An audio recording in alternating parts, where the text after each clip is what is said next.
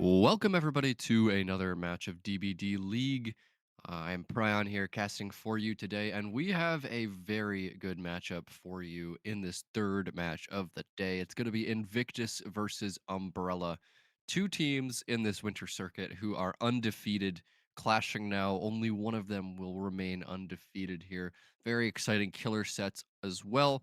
But before that, I need to introduce my casting partner for you guys. It's OutcastAndrew here. You've got the North American duo today.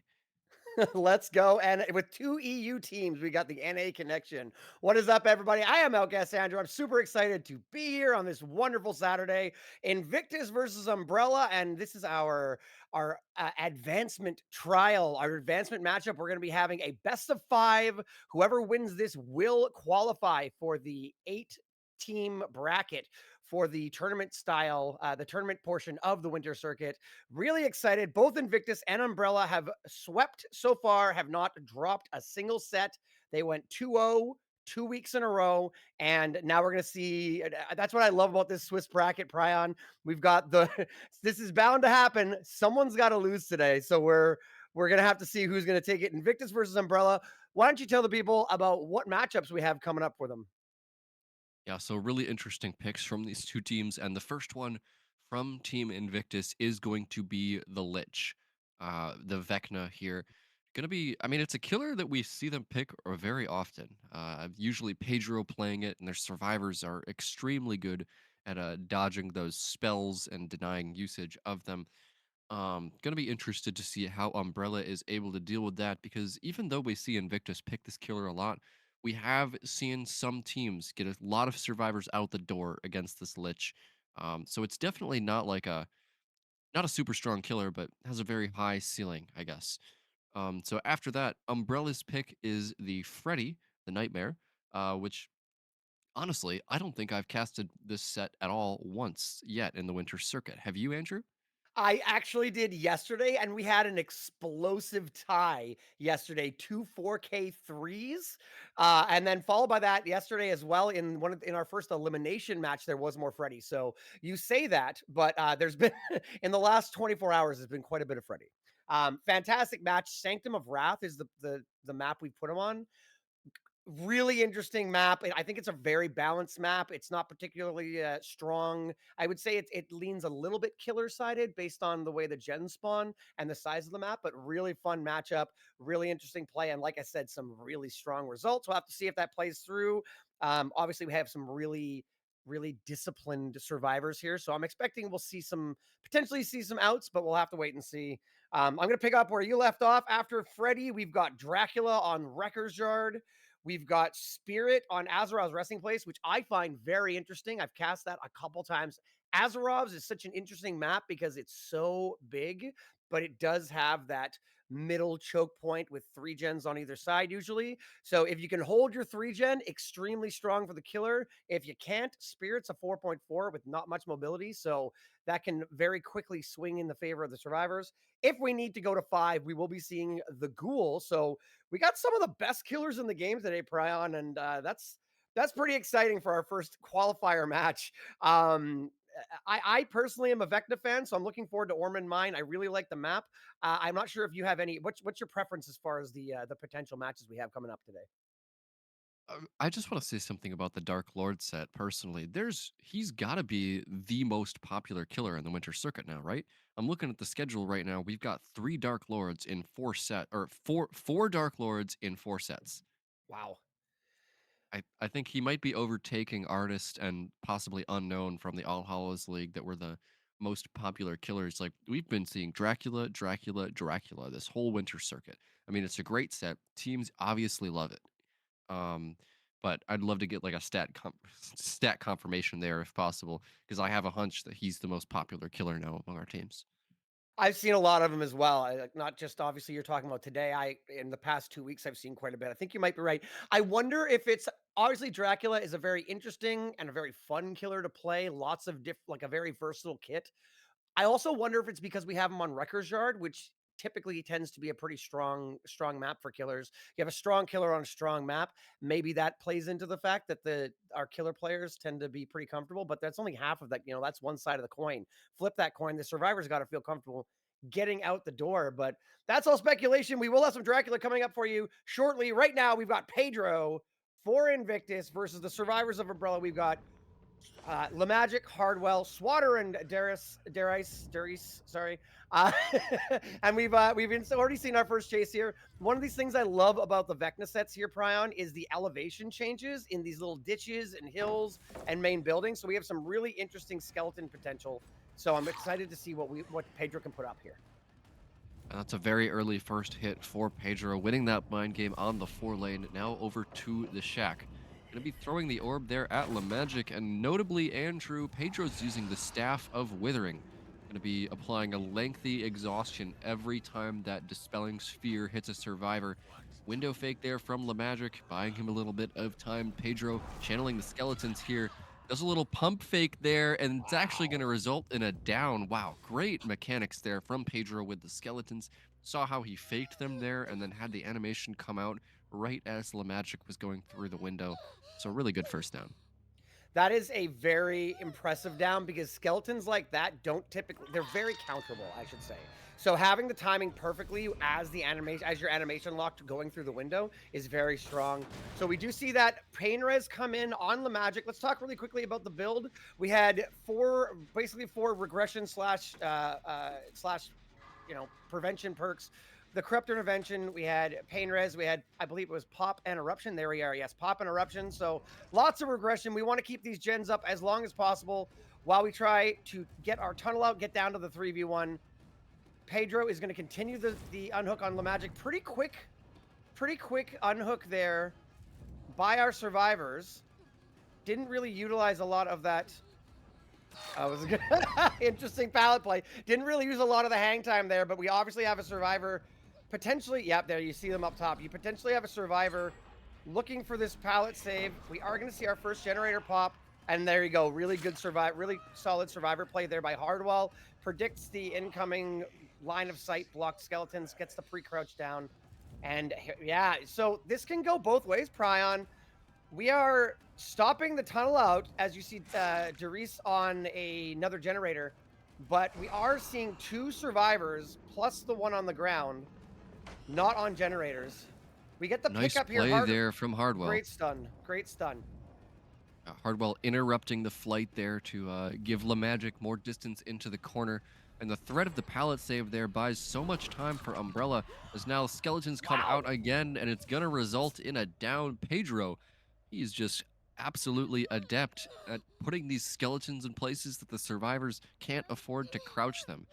I mean, the way he moves back and forth there, he knows that if Lemagic is actually crouching, he's going to lose so much distance that Pedro will just get the M1 anyways. So Lemagic just kind of stuck between a rock and a hard place there, not able to get the distance or crouch the skeletons at the same time, and it's going to result in another skeleton hit. As Pedro, shaping up to be getting this tunnel out pretty soon, drops down the hole with the skeletons. Not going to land, though, so he's just going to fly back to the hook, try to interrupt this save. But with the attack cooldown after the flight, it's going to be free. No trade there for Darice. But now, this is going to be Lemagic's final chase. Does his team have anything in the tank to save him here?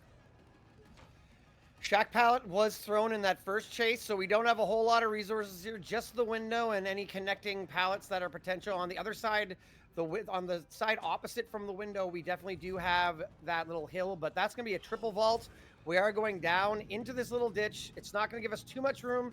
We are using the add-on to get the extra half second of hold on the pallet, and it's going to be enough. Can't quite get the pickup here before we get under pallet. Looking around for another pallet save potentially. They don't make it. It sounds like they're going to crank this gen out. That gen will get completed before the hook comes in. So we are going to go into the 3v1 here with 2 generators remaining, but also in favor of Pedro. More than half the team is injured right now. So we've got 1 dead, 2 injured. They are going to slam this generator right in his face, and the healthy survivor Swatter is the one who takes the hit. So we're down to 1 generator, which is really good, but at the same time, very unfortunate. All survivors are injured, and that puts them in a very dangerous position. Vecna with his fly is very capable of able to put pressure on multiple places on the map. We can down Derice here, and we are going to take the pick, probably the pain res. I think we've got all the generator progress has been completed, so we've got a second to get this hook here. But if we can track down Hardwell and Swatter here while they're still injured, we're in a really good position to take home a 4K here if we're Pedro. Now, this is where things get dangerous for Umbrella. Despite the fact that they were able to extend Lemagic's life all the way until down to 1 gen, Fast Pole going to be coming in onto Derice. They need to have long chases here. With everybody injured in the 3v1, it is imperative that they don't go down quickly. As now Swatter in chase at this TL. Skeleton's going to be coming out, dodge there by the Atom. Nicely done. That's going to be a lengthy cooldown applied to Pedro, and he's going to be forced to leave. Going to use his pop here on this gen over by the concrete tubes. As Umbrella has quite a good gen split here. Going to be throwing that Dispelling Sphere over to the other gens. They are all in a line, so convenient there for Pedro. Not going to be finding anybody with the orb just yet. But still, all of these survivors are injured. Any chase that he finds here is going to be a good one. As Derice now chasing around the back of the main building, crouches the skeletons there, and it's going to Oh result in wow! the down. Pedro just forcing the medium vault with the skeletons, able to get the M1. It's going to be a second hook here onto Derice. No pain resonance, though. I did not think that was going to work. That was perfect timing on Pedro. Skeletons come up to deny the vault, and then the medium vault, we do get the swing through possibly at the last, 0.1 second possible. We're going to send that Dispelling Sphere out. The good news is that Derice is not a pain res anymore, so that would not regress the generators. The bad news is we have 2 injured survivors with a hook that's pretty visible while we're patrolling these generators. And even if we do get the unhook, like I said, we've got injured survivors. We aren't being able to take the time to reset. The survivors are trying to brute force these generators out. Unfortunately, this generator over here is a 1-person gen, so it looks like, I believe it is anyway. That one side, I believe you cannot work from the side. So that generator is going to only be able to have 1 person on at a time. It hasn't come into play yet because obviously the downs are coming in, but it may come into play if later on they really need to power out that last generator. That pallet throw, I believe we're not going to be able to vault it again. Is there another pallet over here? There is. I was going to say, I don't think we make that, so we're going to get the hook here. Derice is going to die, and I don't think that was enough time on these generators. Now, the question is which one has the most progress? Whoever has the next chase is going to have to last long enough for the other to get the generator done. We're going to fly over to this main building adjacent generator, and yeah, we hadn't even got on the that sort of that shack-sided generator yet. So this is looking like 4K1 territory, Prion. How do we get out of this? Yeah, I think they really needed to find some sort of healthy chase here in the 3v1 rather than staying injured and sticking the gens.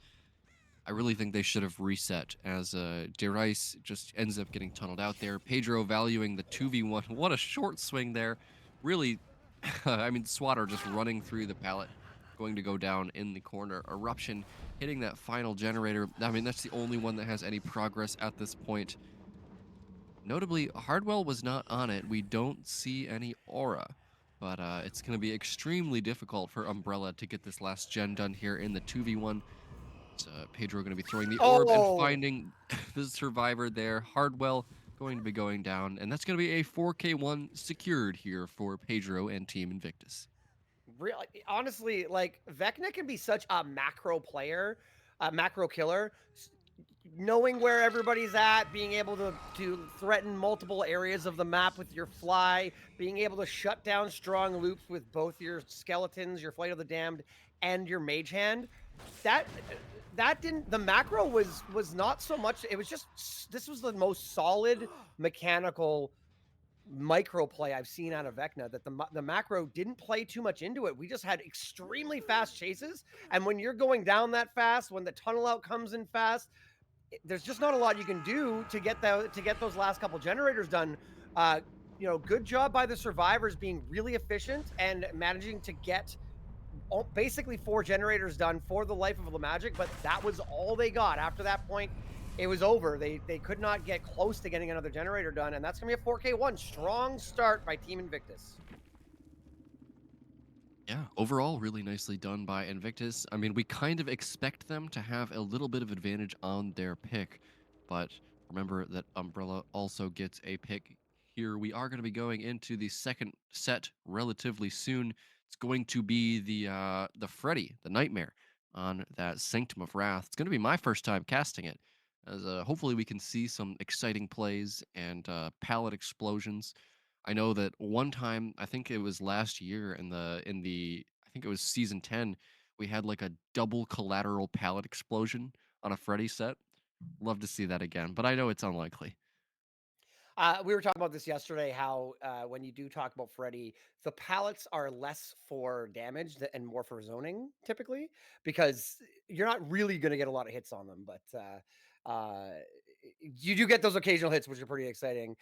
Um, but let's not count out Umbrella yet. 4K1 is matchable. It is beatable. It is going to be hard though. It is going to be pretty difficult for them to match that match that for a team Umbrella. I think the main point of advantage, like I said, was Umbrella had great gen efficiency, and not just efficiency, but got the right gens done. Those gens were not impossible to patrol, and obviously we didn't get one done, but they weren't. We weren't talking about a very, very, very tight 3 gen. So it doesn't mean there was a good. The survivors did a really good job getting down to a winnable position. Unfortunately, like I said, Pedro's chases were just too strong. But we'll have to see what happens here. Looks like we are going to be having Gren out for Umbrella on Killer. And yeah, the survivors of Invictus. First match of the day. Hopefully they're nice and warmed up, and we see some strong efficiency from them as well. Yeah, can't wait to see the survivors of Invictus getting out there today. I mean, they are considered the best in the world for good reason. Just incredible coordination. There's not one single person on this team that you want to chase. They're extremely efficient and generally make really good macro decisions on the survivor. I think they're really a team that kind of shows you just how complicated competitive survivor gameplay really is. There's so many little decisions that have to go into effectively playing against some of these strong killers in the competitive setting, and just getting the opportunity to see them play is going to be really fun today. Agreed, agreed. I don't want to keep on going back to the last match. One I just thought popped in my head about Pedro. It was funny. Even the strongest places of the map, Pedro just seemed to not have like typically as a killer, you're when survivors run to strong places like Shack or some strong tiles, some strong jungle gyms, any sort of like linked tiles, but with multiple filler palettes and whatnot. Typically, those are a little bit harder to play at. The survivors are able to link up things. You might have to break a couple pallets to get it going. I don't recall needing to break a single pallet in Chase. I feel like every single pallet was other than Shack pallet. Everything else was just purely. It seemed more like La Magic was trying to find a pallet to die under than a pallet to play, because Pedro just didn't wasn't affected by them. So I I thought that was pretty good, because I'm just playing it over in my head. And I was like, did they avoid, was there any strong places on the map that really just didn't get played? I mean, main building didn't really get played, but main building is hard to play against Vecna because you transitioning from top to bottom, from bottom to top can make you take a skeleton hit from the elevation change. So I'm sorry, I'm just replaying the match in my head, and I'm just like, Pedro just shut down every situation. So and that could be why they're picking. You've seen them pick Vecna, more frequently as a team. Yeah, and if you think about the main building on this map, like yeah, it's a large elevated structure. It seems relatively safe, right? But if you think about the actual pallets that are inside it, only one of them is actually really strong, and that's the one that's next to the stairs down into the mine on the first floor. All of the other ones are very playable for a killer, as there's not even really a strong window in the main building, just one that drops down into the middle area, and almost always results in you getting downed unless you have balanced landing. So the main building there is not exactly as broken or strong as some of the other classic main buildings that you would think of in Dead by Daylight. Hmm. As I don't know, Ormond Lake Mine is a really interesting and fun map. I like it a lot. I would say that if you had to pinpoint 3 strong locations on this map, it would be Shack. it would be the radio tower type thing in the corner, and then the maze tile that connects to it. There's usually a lot of fillers over there, but main building, I would say, especially against Vecna, not exactly a place that you want to be chasing, even Yeah, if the and gen seems like it's safe. it's interesting you mentioned that that strong pallet. It's particularly weak against Vecna because of those stairs too. Because if you drop that pallet and Vecna continues forward down the stairs and shoot some skeletons at knee level, you have to thread the needle or you take a hit. So you're absolutely right about that. I agree with you. I really like Ormond Mine. Of all the maps that have come out in the last maybe 2 years, I think it's probably my favorite. Favorite for gameplay. Aesthetically, the design team has done fantastic. Some of the maps mechanically I like better than others, but Ormond I think is great in both senses, right? I think it really encapsulates the Ormond region, the Ormond realm, sorry, and but also on a gameplay sense, has it's really well balanced. There's not too many crazy strong places, but it really utilizes elevation, has a couple jungle gyms and some pretty strong filler palettes as well. So yeah, definitely a fan of Ormond, and we may see it twice today, by the way, because we do have a Vecna, and if we go the distance to our fifth match, we also play Ghoul on Ormond Mine, which is interesting because with sort of a wide open area, wide open, not a whole lot of line of sight blockers. It gives Ghoul a lot of opportunity to Spider-Man swing around the map. Yeah, absolutely. I mean, the design team for the maps at Dead by Daylight has been really knocking it out of the park recently. I'm actually a big fan of Dead Sands myself. I'm a Mm-hmm. big proponent of every realm having its own records yard, if that makes sense. I've talked about this Oh, I before. like that. Yeah, I really like the layout of Dead Sands. It's a pretty unique take on the Forsaken Boneyard realm, and I'm excited that we've seen it in comp starting here in the winter circuit. We're not going to see it today, but it is a option for some killers in the winter circuit. So yeah, Ormond Lake Mine, really fun map, really well designed. I think on both sides. We're loading into the game now to see if Team Umbrella can match this 4K1 on the Lich from Pedro. Team Invictus here going to have to show up to support their killer player. That is the thing about Comp DBD. Your killer player can be as good as he wants to be, but if you can't back it up with the team play on Survivor, you're not going to win the match. And we've got Gren out for Team Umbrella. The survivors of Invictus will be Pedro, Dan, Spitz, and Rocket. I believe I wrote them down, and now I'm second guessing myself because we're loading into the match. And this first chase is going to be really, really important. We found our first chase in the last match. We found the magic very, very quickly. So we're going to need to locate a chase, and Grenout's going to need to put some work in here to get some quick chases, get the snowball going, get some people on hook. We see the exact same build as last match, as last game. We've got Eruption. Sorry, the same build with perks, but not the same build with add-ons. We have Pain Res, Pop Eruption, and Corrupt Intervention. And we are going to find a very quick chase here. This looks like Spitz on Renato. We tried to go down into that lower area, but I don't think we initiated the Flight of the Damned. Not the Flight of the Damned, sorry, the skeletons. I don't think we initiated that fast enough. Sorry, that is the Flight of the Damned. I don't know what I'm talking about. Flight of the Damned. There's lots of flying with Vecna. We didn't drop far enough down into that hole there to shoot those skeletons, but we are going to get a very quick down here. This is exactly what you want to see if you're an Umbrella fan. A really quick first down here for Grenout. No pallet save coming in on Spitz either. And I mean, uncharacteristically short chase there for Spitz. The mage hand zoned him out of a very strong tile, and then he wasn't able to win the mind game there on the pallet gym. Random skeletons going out from Grenout, I guess predicting that the survivors would be pre-leaving this gen over to the left. Not going to land, as he's found another chase here onto Pedro. Pedro vaults back past the flight. Nice counterplay there from him, as it looks like he's actually just going to going right for the save. Takes an M1 there, but no trade, and Spitz is going to be the tunnel out here.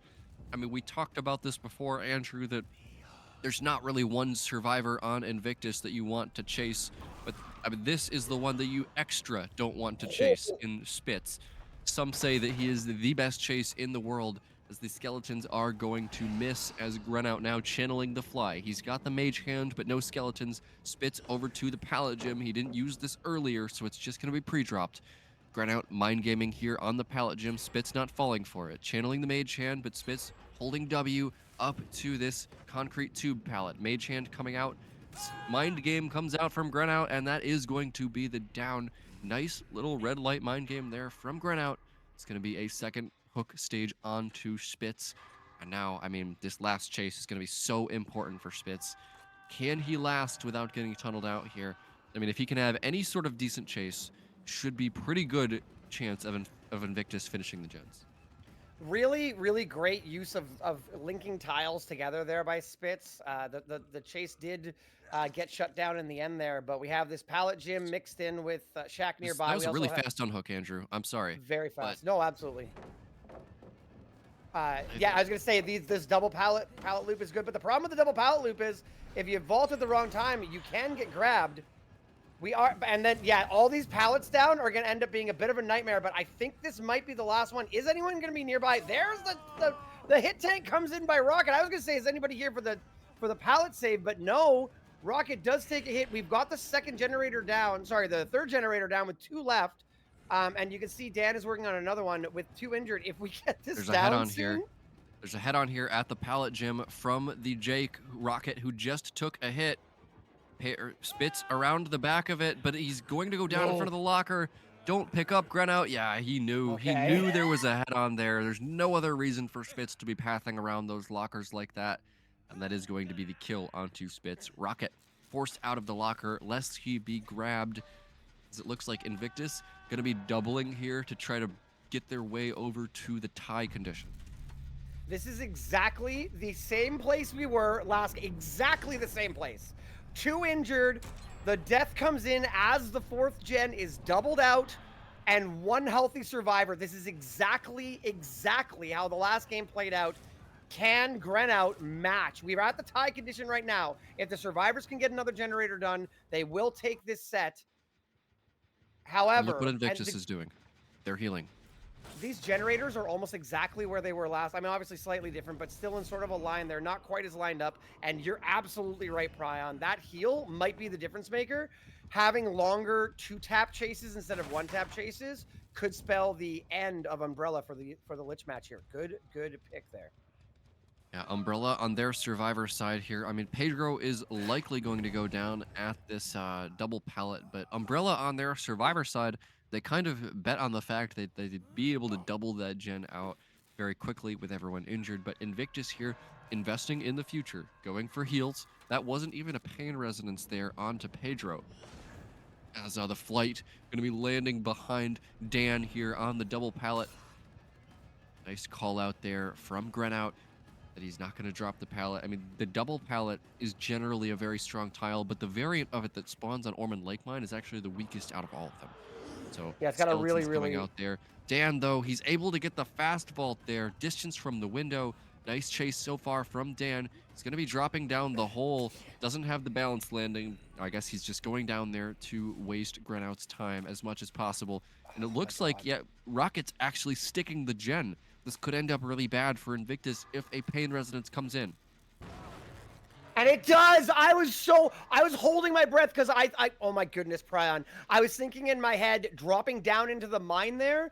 I was so concerned. I thought that Dan had done that specifically to bait the pickup, which obviously happened.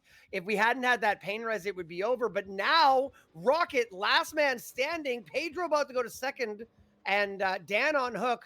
We're going to get the kick here. Now, Rocket is We're not going to get the kick because Rocket didn't actually stop the regression. Oh, he wants to deny the pop goes the weasel from coming out.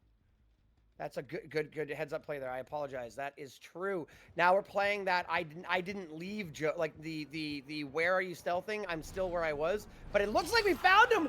We're likely to have a tie game here. My goodness. Extremely wow. High risk play from Invictus there, and it just doesn't work out. Rocket gets found, 2 survivors on the hook, and you have to wonder if the safer play would have been the better option there for Invictus.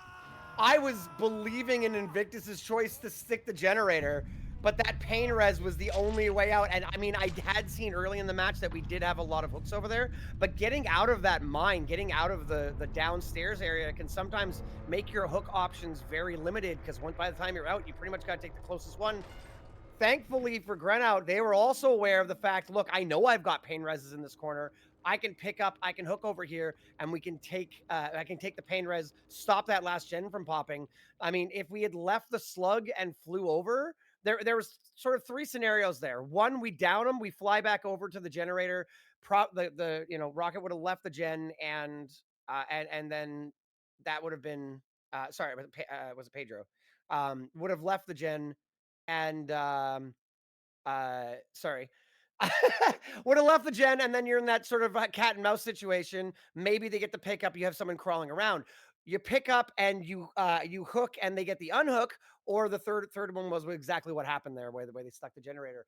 Regardless, that's a 4K1 on both sides. So we're going into our Armageddon style tiebreaker. For those of you who haven't seen this, we had our first one yesterday for the winter circuit. This is how it is going to play out.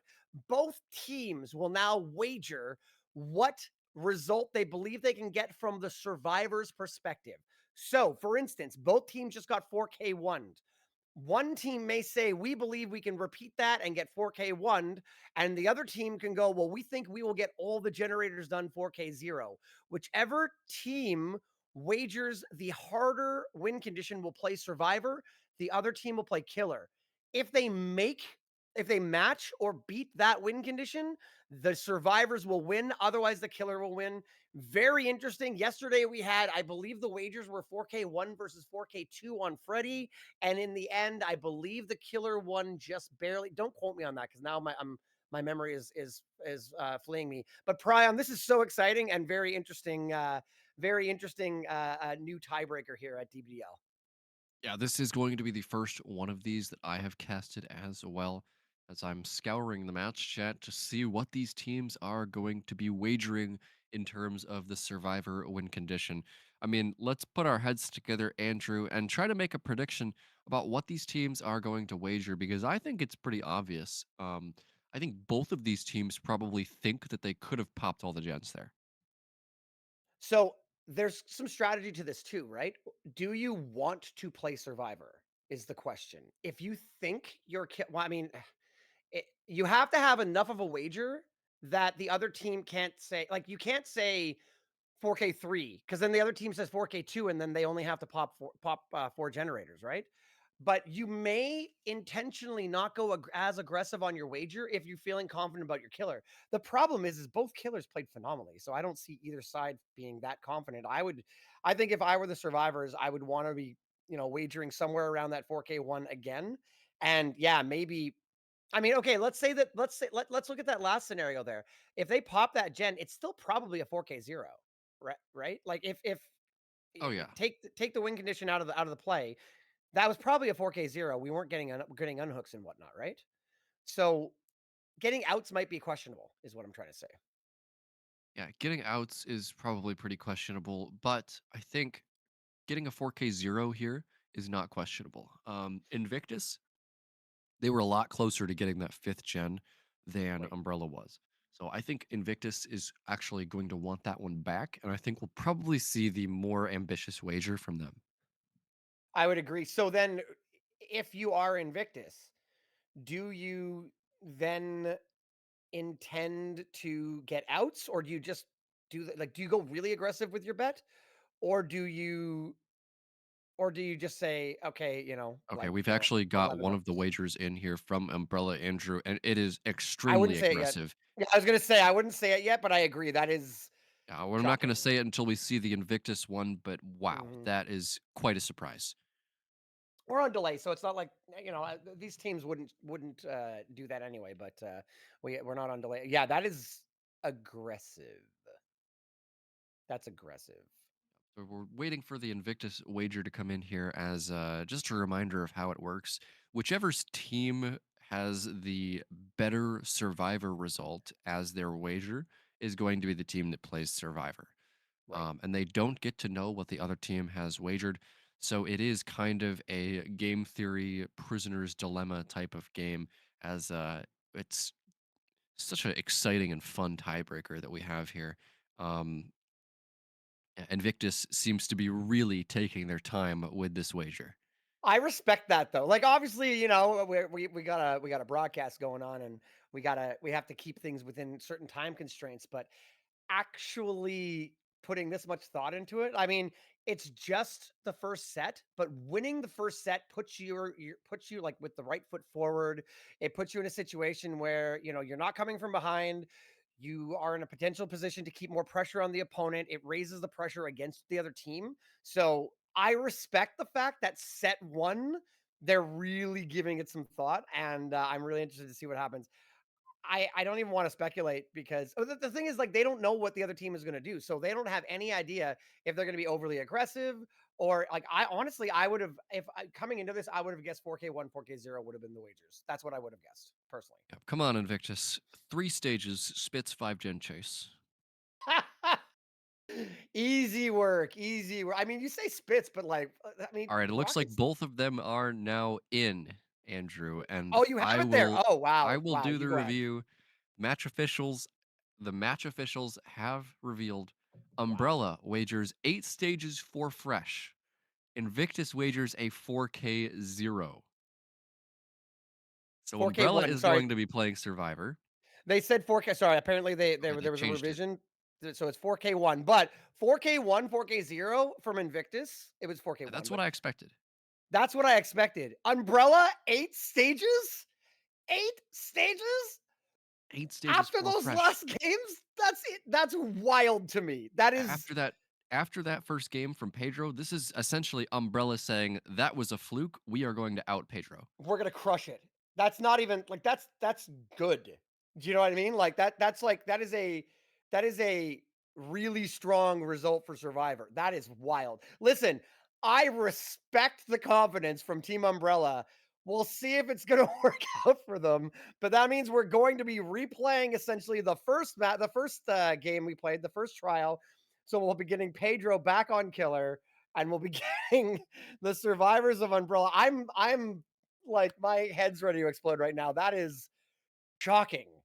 Yes. That is So with shocking. Umbrella winning the wager at 8 stages for fresh, that means that Pedro will be playing killer for Invictus with a win condition of 9 stages. So honestly, it's nothing he hasn't done before. I would be feeling pretty good about this if I were Invictus, but it's going to be on Umbrella to have some sort of, I don't know, better plan here on Survivor. Maybe they're aware of how that first game went wrong. And I mean, we know how that first game went wrong. Their first chase got found almost instantly and gave a free Mhm. M1, and that just snowballed into a pretty early tunnel out.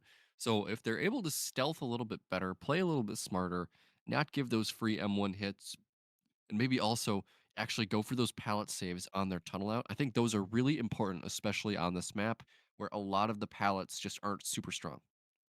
Well, keep in mind though, we were trying on our second down there on La Magic. We were trying for those pallet saves. It wound up ending up in picking up La Magic, continuing the chase a little bit, but we did get two injuries. That led to the two injuries going into the 3v1. Um, the scary thing about I agree with you, by the way. I think resetting, they would have been in a better position. That's what we saw from Team Invictus last match, last game.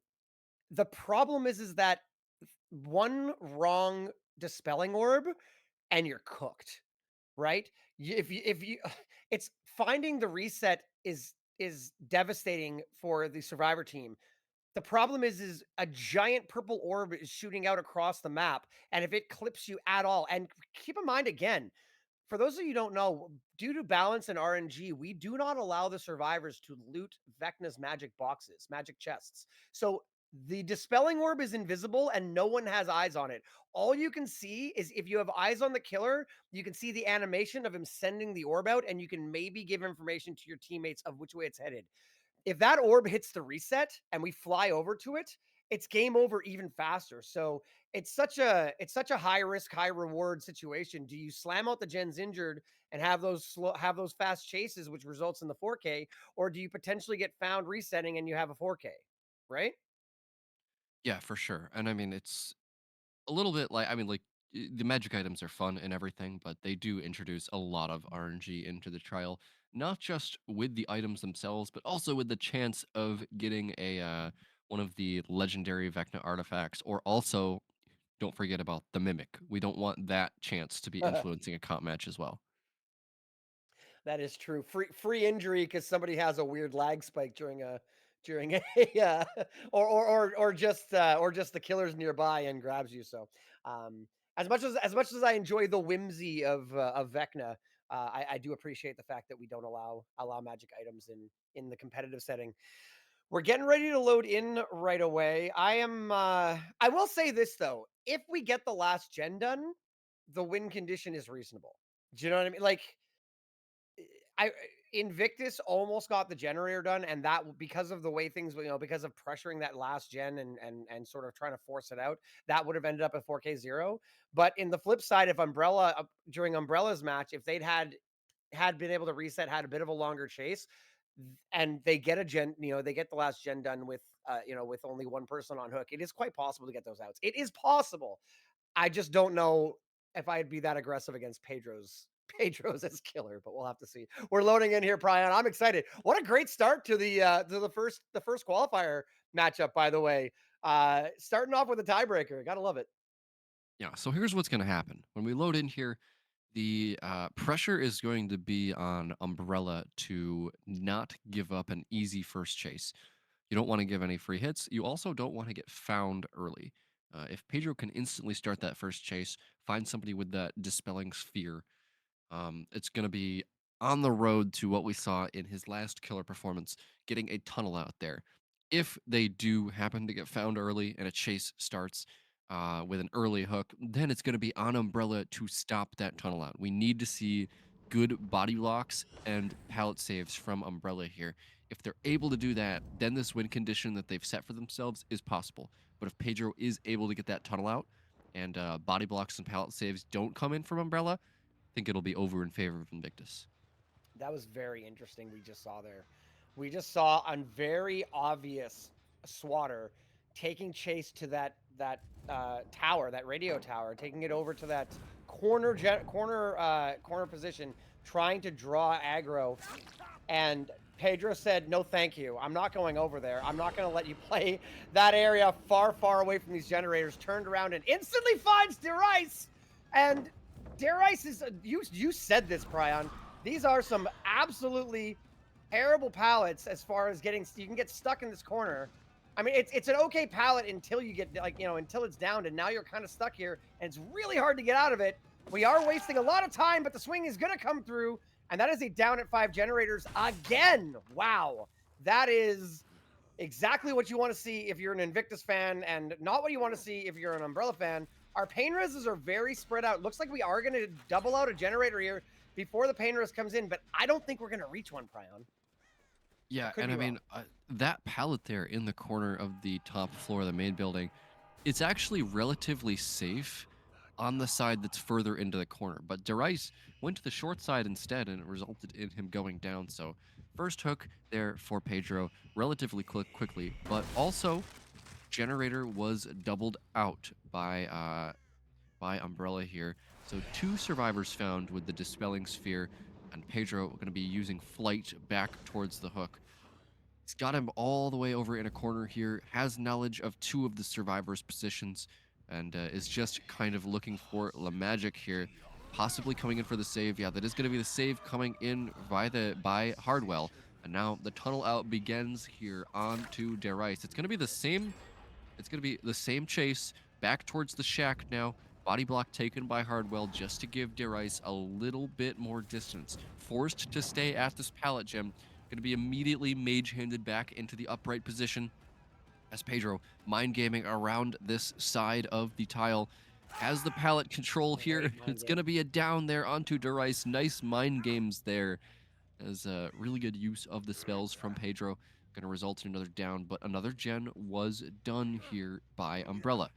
Now, if they allow Derice to kind of sit on the hook, and he's actually reaching out here to try to get this main building hook, but he can't get it. There's a survivor there to body block Andrew, and Pedro knows that Oh he would have been no. out with a hit. That was really greedy. That was so. I was gonna mention this earlier, but it came into it is still coming into play. There's an extremely strong 3 generator right in that corner where the original hook came in. as we just saw, well, interesting. We crouched, but then it looks like we like said, no, I'm going to thread the needle anyway and get up. But yeah, Darice is going to go down. There's a very strong 3-gen. The corner with the hook, you can see on your screen right now, 3 generators in front of you, including main building. Pedro knows it. The survivors know it. Pedro is going for that upstairs hook so we could have a hook right in the middle of the 3-gen and not let the survivors put any pressure on it. Here, this 3-gen right here. And as a result, we're not going to get that swing. They're going to get the pallet. The unhook comes in really, really quickly. And we need to go back, but Pedro seems to want this quick down, maybe thinking if we get a pain res into the corner with this 3-gen, we'll be in a better position. And the quick release on the skeletons. Hardwell is down under pallet. And I think that's the plan here. I think the plan is maybe we've given up our tunnel out, but can we potentially there's another generator. We're down to 1 gen. Which gen was It that? was That was the main. 3-gen broken, Andrew. Oh no. This is Pedro, rough. he's gone for a fresh hook survivor in hopes of hooking them in the 3-gen, but Umbrella breaks the 3-gen while he carries, and Pedro now in a really dangerous position as his tunnel out has been fully healed. He has an abysmal gen spread, one all the way over there by the shack in the corner. And now, what do you even do if you're Pedro? You got to pull something out of your hat here, go for some fresh hook chases, get some very fast downs. I don't know, skeleton double hit or something. This win condition of 9 stages seems to be slipping away as Umbrella. They had a wager here that they were going to do better, and it looks like they are converting on it so far. Blocked the path there to Shack, so Darice is found again. But the problem is we have 3 survivors besides our tunnel out who will be slamming that last generator, and we are, like you said, just miles away. That greeted hook in main, unfortunately, looks like it's going to be a difference maker. This generator to our right is that, again, that one-man gen. You can only work with one. This one over here, however, has 3 open spots, and our survivor team, are we trying to bait? Looks like we might be trying to bait ahead on there, maybe try and find a survivor out of position. But we've got, this is such a smart play by our survivors. We've got Darice working on the one singular generator, and we had the other survivors working on the corner gen. So if somebody goes down in that corner, you have multiple survivors nearby who can handle it. And if Darice takes chase by Shack, and the other 3 will work out that last gen. However, we have found Darice. There are a lot of these pallets up right now. We're going to use our mage hand. Really great, man. Pedro's here I come, just kidding. No, I'm not just kidding. Yes, I am plays. Fantastic. Like, he did it on the pallet gym earlier, and he did it again there. Just absolutely fantastic. Very smooth movements for the killer. We're gonna get this hook, but those generators are flying. We got to get over to that corner gen quickly. And I got to imagine the survivors have also rotated someone around to the shack side gen. With this kill on Darice, Pedro does have a little bit more of a chance to defend this setup. Full value of Pop Goes the Weasel coming in on that gen. But remember, the gen split is still absolutely abysmal for him. If he's able to get some quick downs here, start stacking up some pain resonances. I mean, quick downs is the imperative here. The gen split is still horrible. This 3v1 is extremely doable here for Umbrella. As you can see, whoever was working this concrete tube gen is already gone before the terror radius even comes in, and that's going to be the doubled final gen here for Umbrella. They need to get at least 4 stages out the door for that 8 stages for fresh win condition, as both LaMagic and Swatter need to be hooked if you are Pedro here, as that's going to be the mage hand, resulting in an M1 on LaMagic. Runs back into Pedro, loses a little bit of distance there. Pedro, these skeletons need to land, but the door is already open. Throwing that double pallet there, and that is going to be 4 stages out the door for, 5 stages out the door for Umbrella, and they're going to be taking this Vecna set, Andrew, in a absolute upset. It wasn't even their pick. They had that strong wager, and they're going to win this tiebreaker with it. Very strong showing by the survivors. So many really, really great choices. The Pedro, unfortunately, like, great macro idea, did not work in practice. trying to go for that hook upstairs in main, seeing that that we were going to get Swatter was going to body block the hook. We were never going to get that hook, and it was going to end up in a drop. Unfortunately, we drop anyway. It's crazy. I actually think if he walked down to the hook right outside, or right in the entrance, he might have made it. I don't know if he would have. It was probably going to be pretty close, but he was about equal distance from the two hooks. I think if he turned around instead of dropping Survivor, dropping allowed the wiggle out to wiggle off. I don't think it would have happened, but I think there was a world where it could have happened. Um, yeah, Pedro got a little bit greedy there, identified the 3 generator, tried to put himself in a great position. It doesn't pay off, and the survivors were able to split those gens. Great play. I got to tell you, I didn't have Umbrella taking Invictus's pick to start off this best of 5, but that's what we saw happen here. My goodness.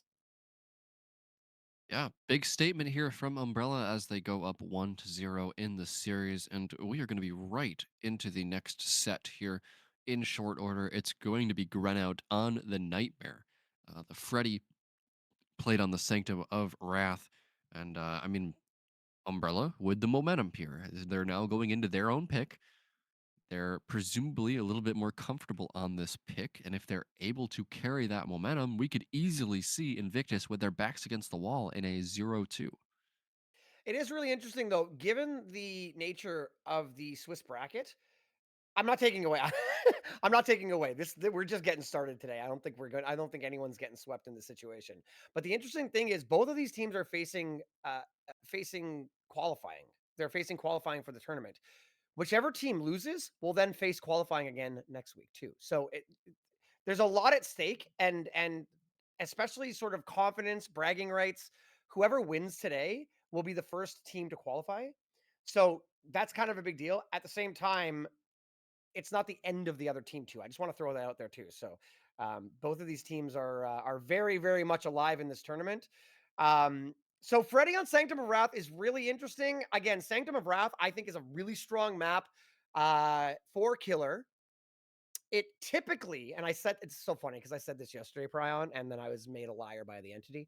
It typically has 3 generators on either side of the main building, with the main building having the 7th generator. Very, very infrequently, you'll see 4 on one side. We had one of those yesterday. It didn't come into effect because we had 2 4K3s, so it didn't end up mattering.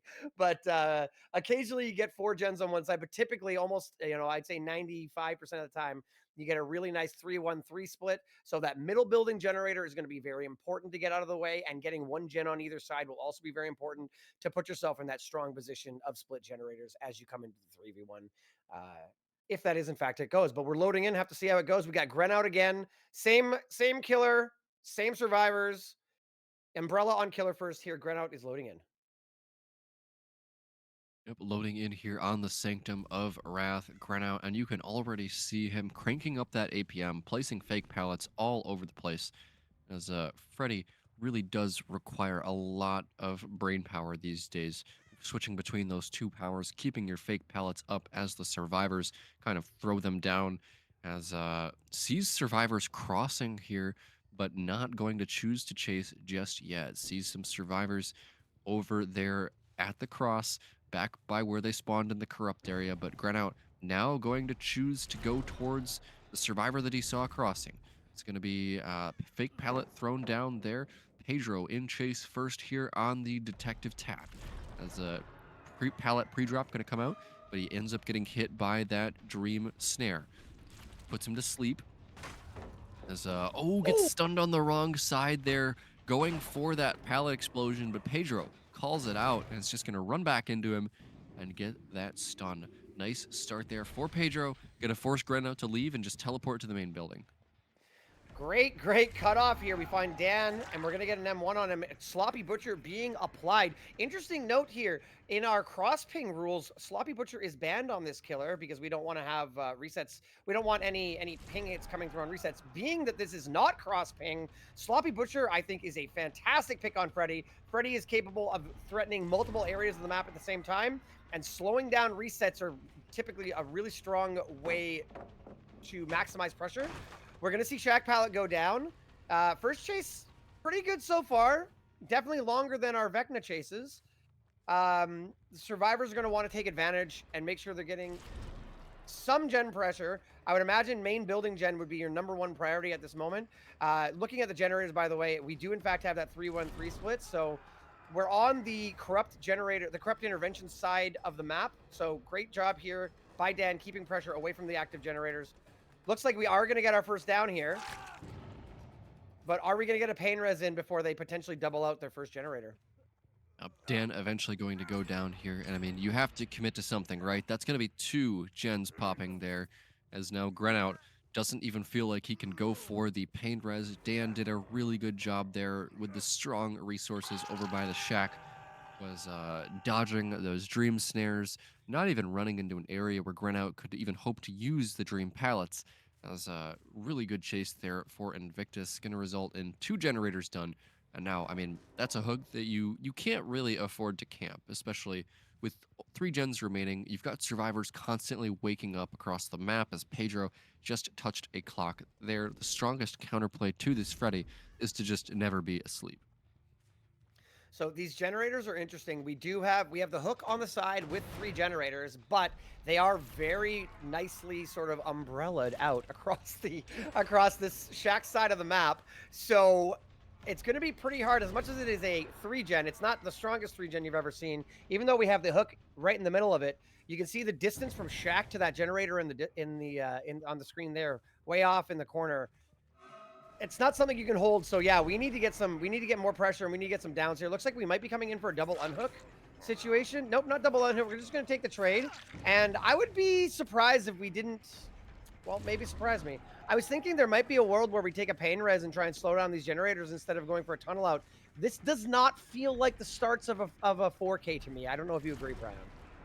No, I agree with you there, Andrew. And it looks like Grenout has also realized this as, I mean, it took him like 10 seconds there just to be able to put Dan to sleep and be able to touch him with the killer's power.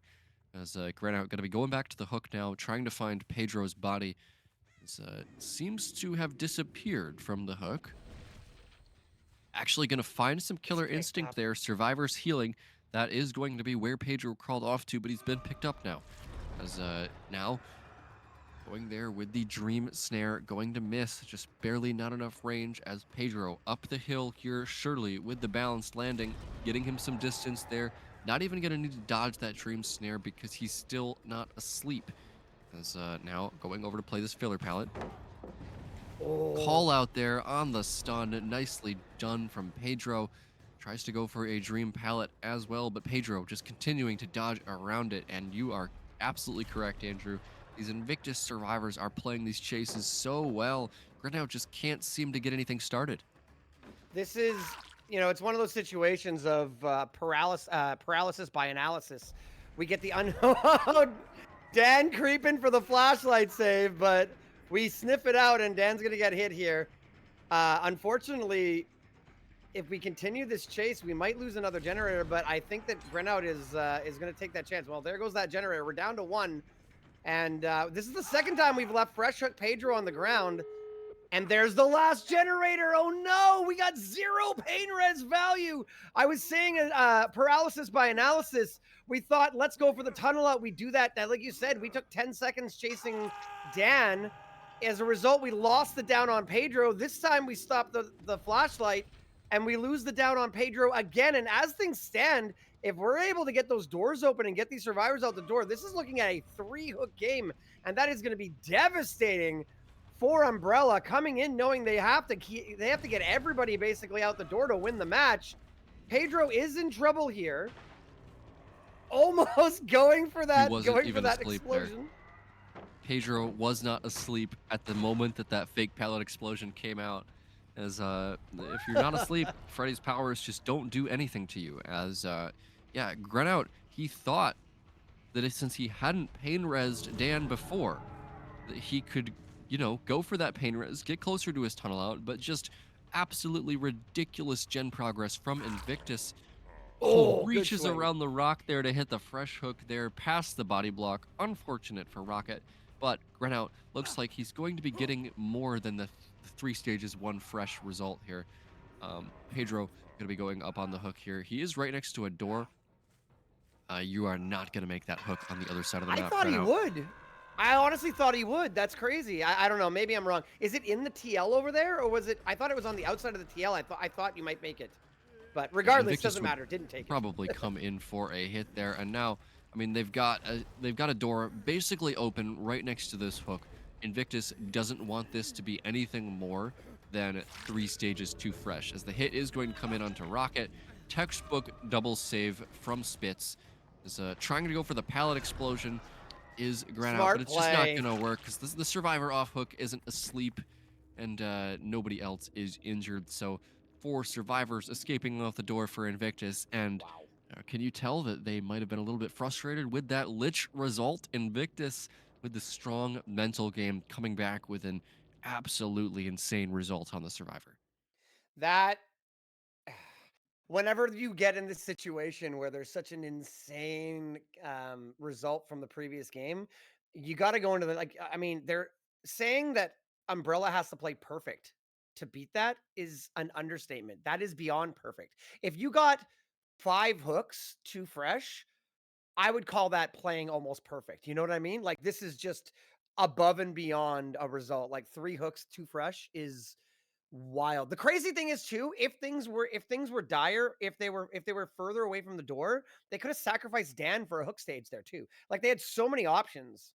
And wow, Prion, that was just textbook.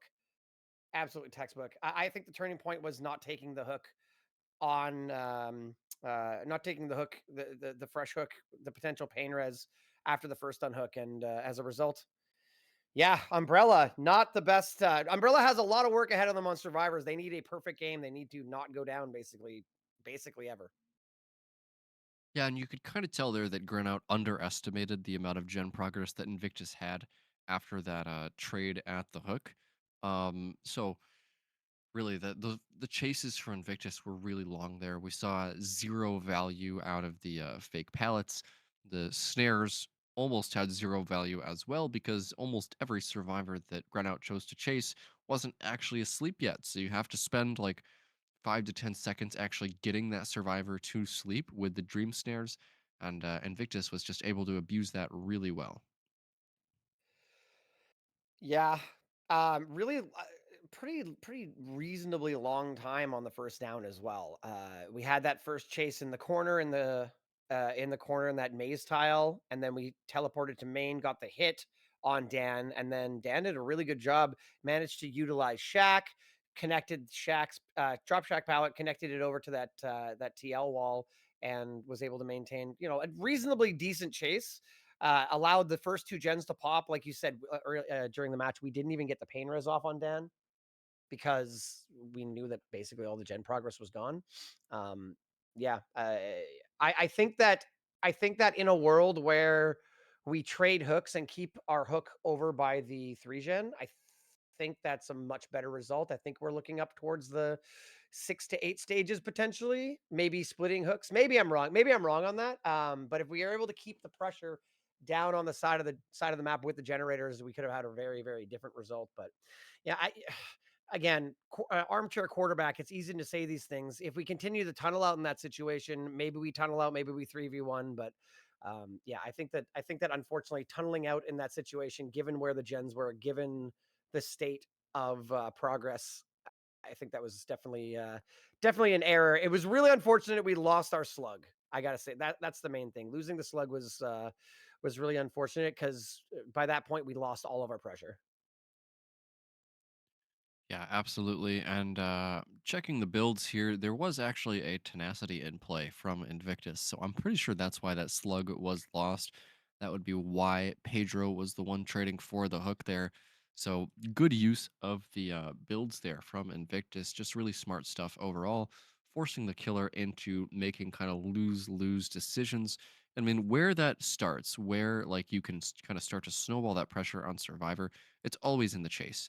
In It's really all down to Dan having that crazy strong first chase, wasting so much of Grenout's time. And I mean, when you have a teammate that is able to stay alive that long, then that opens your other survivors up for having really efficient progress on the gens. And that is what Invictus is so good at as a team. It's good enough that they have survivors that are amazing in chase, but they also are all always on the same page and ready to punish the killer as hard as humanly possible for having those slow chases. I had wondered about Tenacity because he got distance and got picked up pretty fast, right? Uh, we did end up teleporting over to Shaq and seeing the killer instinct of the two survivors, the two injured survivors, but then wound up not paying off and ending up not getting that down, and then the balance landing to the entire opposite end of the map. Um, and again, I think if we picked up instead of chasing Dan with the flashlight, then we get a pain res. You know, we had an injury on Dan. We could continue that chase after Dan. We could potentially we take the hook, we teleport to the other side of the map. There were so many there were so many opportunities for that game to go differently. And yeah, that underestimating the efficiency of your opponent definitely came into play. So but regardless, now we'll be going into the other side. We're gonna have Invictus on killer and survivors of Umbrella.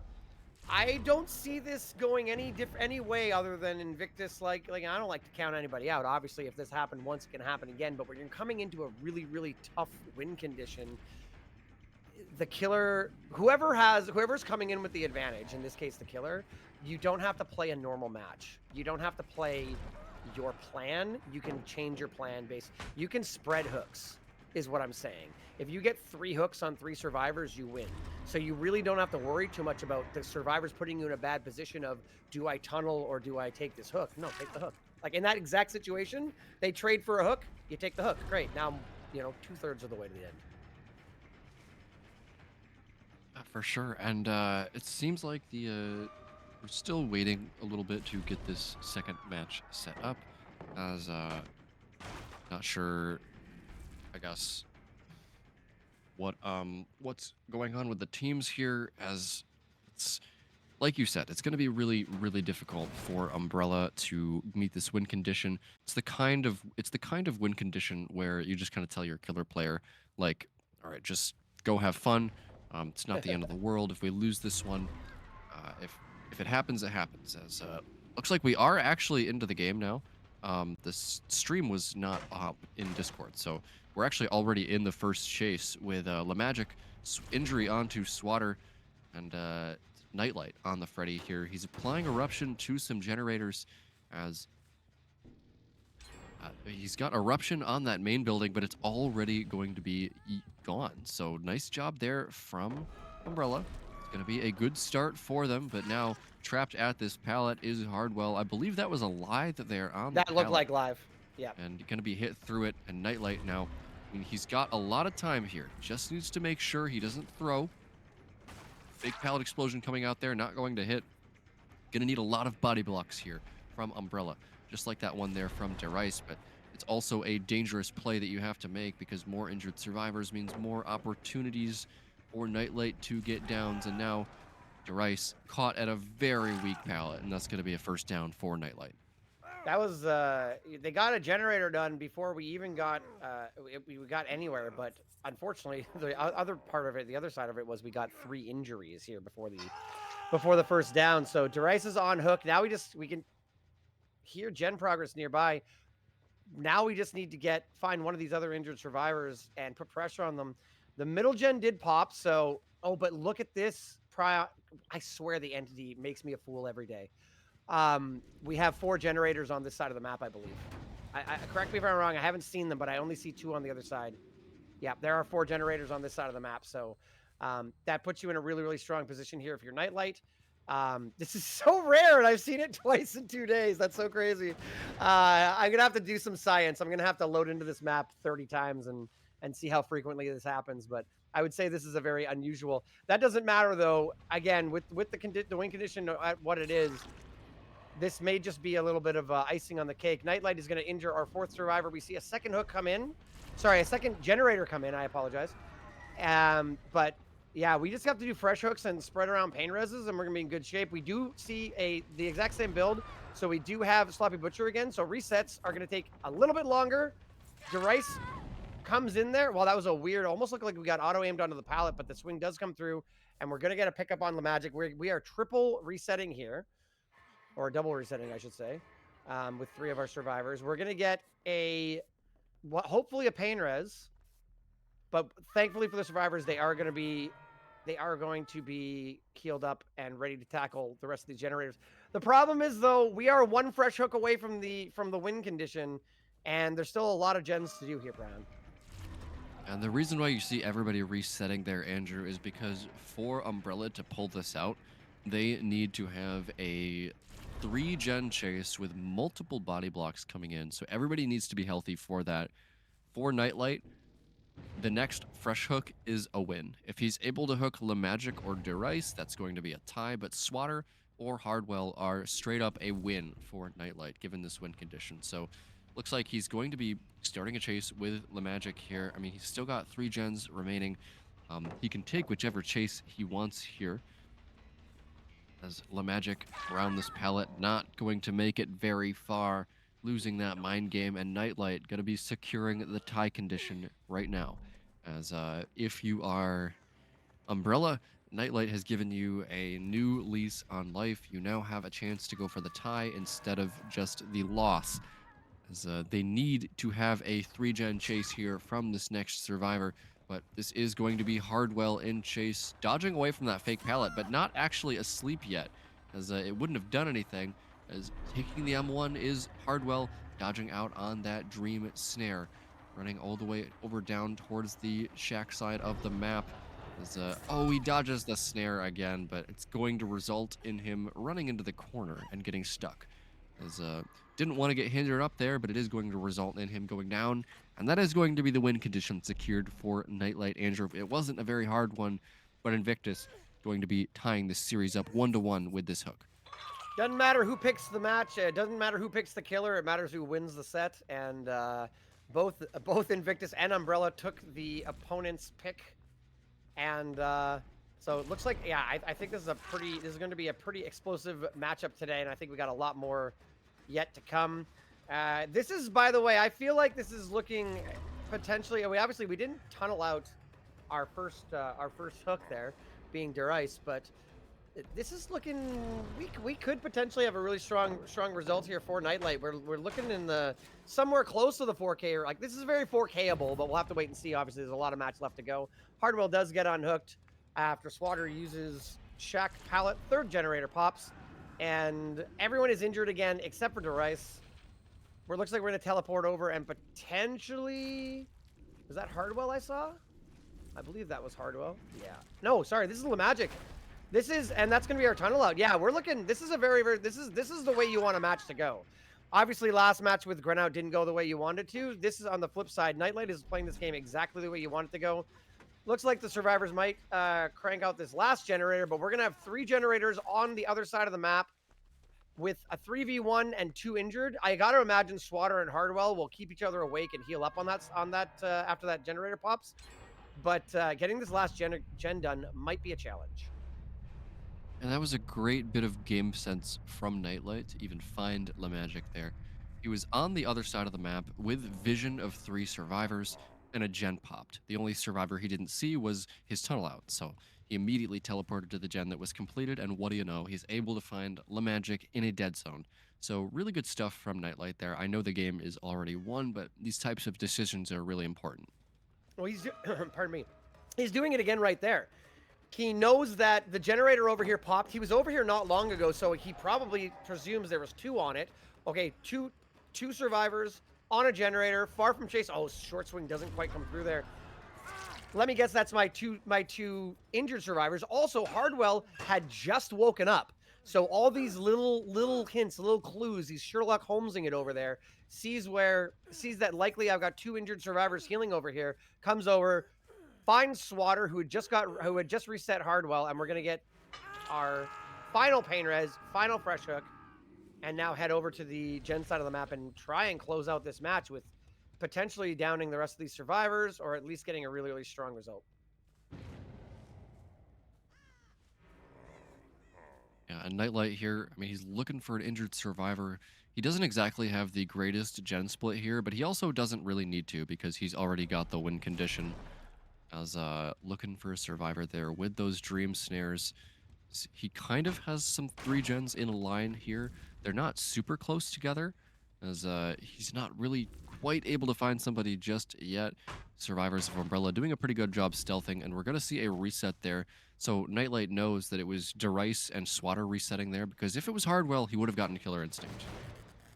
And Survivor's doing the smart thing here, as you can see. We're a typical rule when it comes to competitive. I mean, this is a good rule for anybody playing Dead by Daylight, but when you're tackling a potential 3 gen, when you're resetting, the person who's by the generator should like, you don't want to get caught out working a generator while your team is trying to reset and trying to get back to full strength, because you're not able to put pressure on. You don't want to start that chase. If night, for instance, if you started the chase on Derice here while the reset's still coming in, the reset's coming in and all this chase time is wasted because you're not getting any generator progress done. You're healing right now.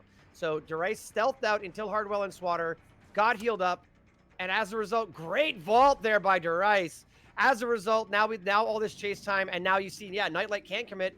We have to cross back across the map and see if we can't catch out one of these survivors. Looks like we did catch out Swatter, but really heads up, pretty standard play, but things that, the casual competitive Dead by Daylight viewer may not be aware of. So really textbook play by the survivors here. Yeah, Nightlight forced to leave this injured survivor once again. He does really want to secure this 4K1 pallet explosion coming out, but I mean, the survivor is just going to hold W away from it, not wanting to interact with that power in the slightest. Doesn't stop Nightlight from continuing to replenish those pallets, though, as it looks like he's gotten a little bit lost. Nice pathing here from Hardwell to get away from that area. He's now playing a window that's not very strong. Goes for a fake. It's not going to quite work, but Lithe is going to get Swatter away from, or Hardwell away from the tile. As Nightlight lands the snare and is eventually going to get this down, Wow. but not without the last gen popping. So nice job there from Umbrella. Even though they've lost the set, they are able to finish all of the gens. And this is still a better result than I think the average that we've been seeing against Freddy. Mm-hmm. It's just Invictus's survivors really came to play here on that previous set. Really great work by the survivors, brute forcing that last generator out. They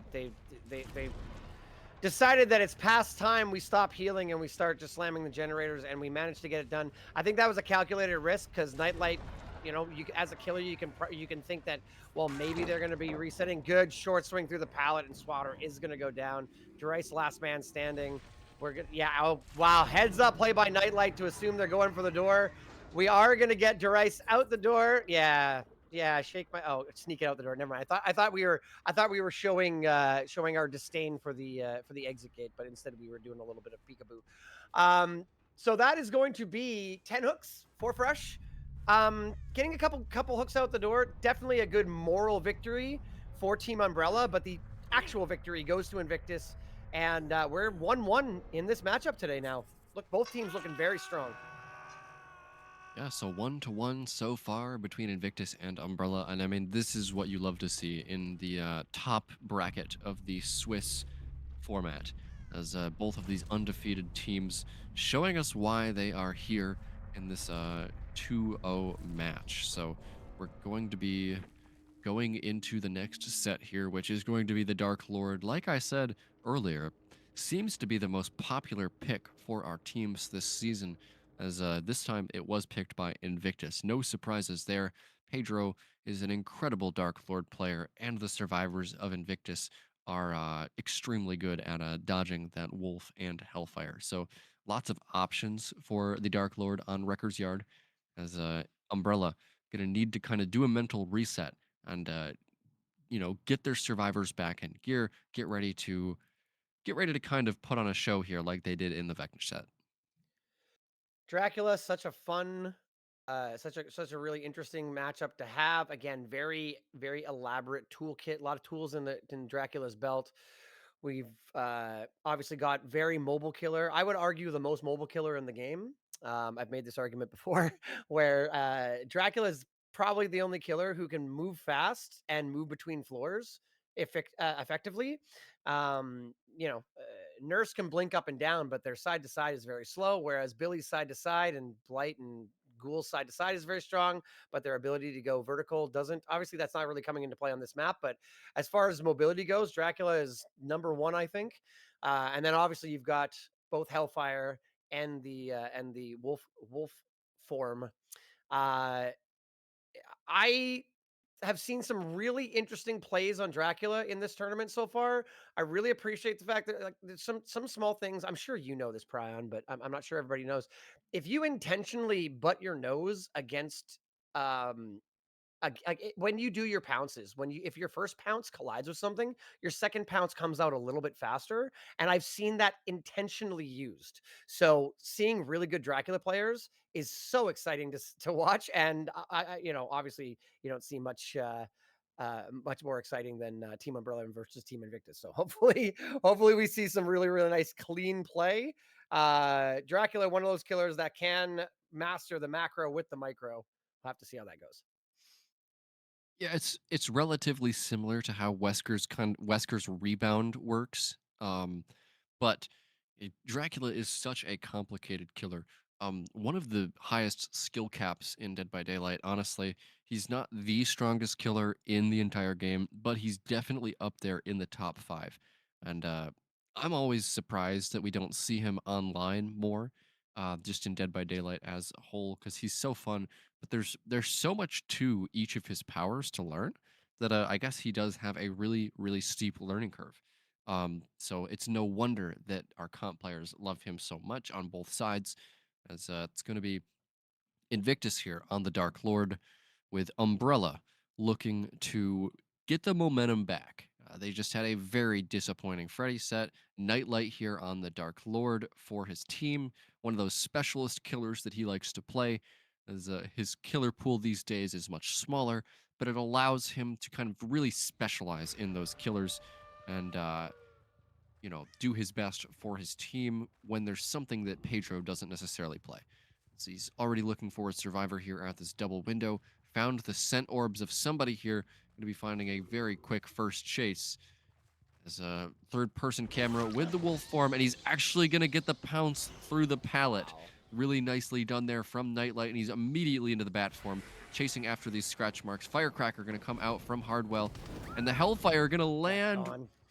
Jeez, Nightlight, what an insane chase. I mean, just perfect mechanics there. Gets the Wolf Pounce immediately into the bat form and is able to get Hardwell down with the Hellfire. That is the strength of this killer.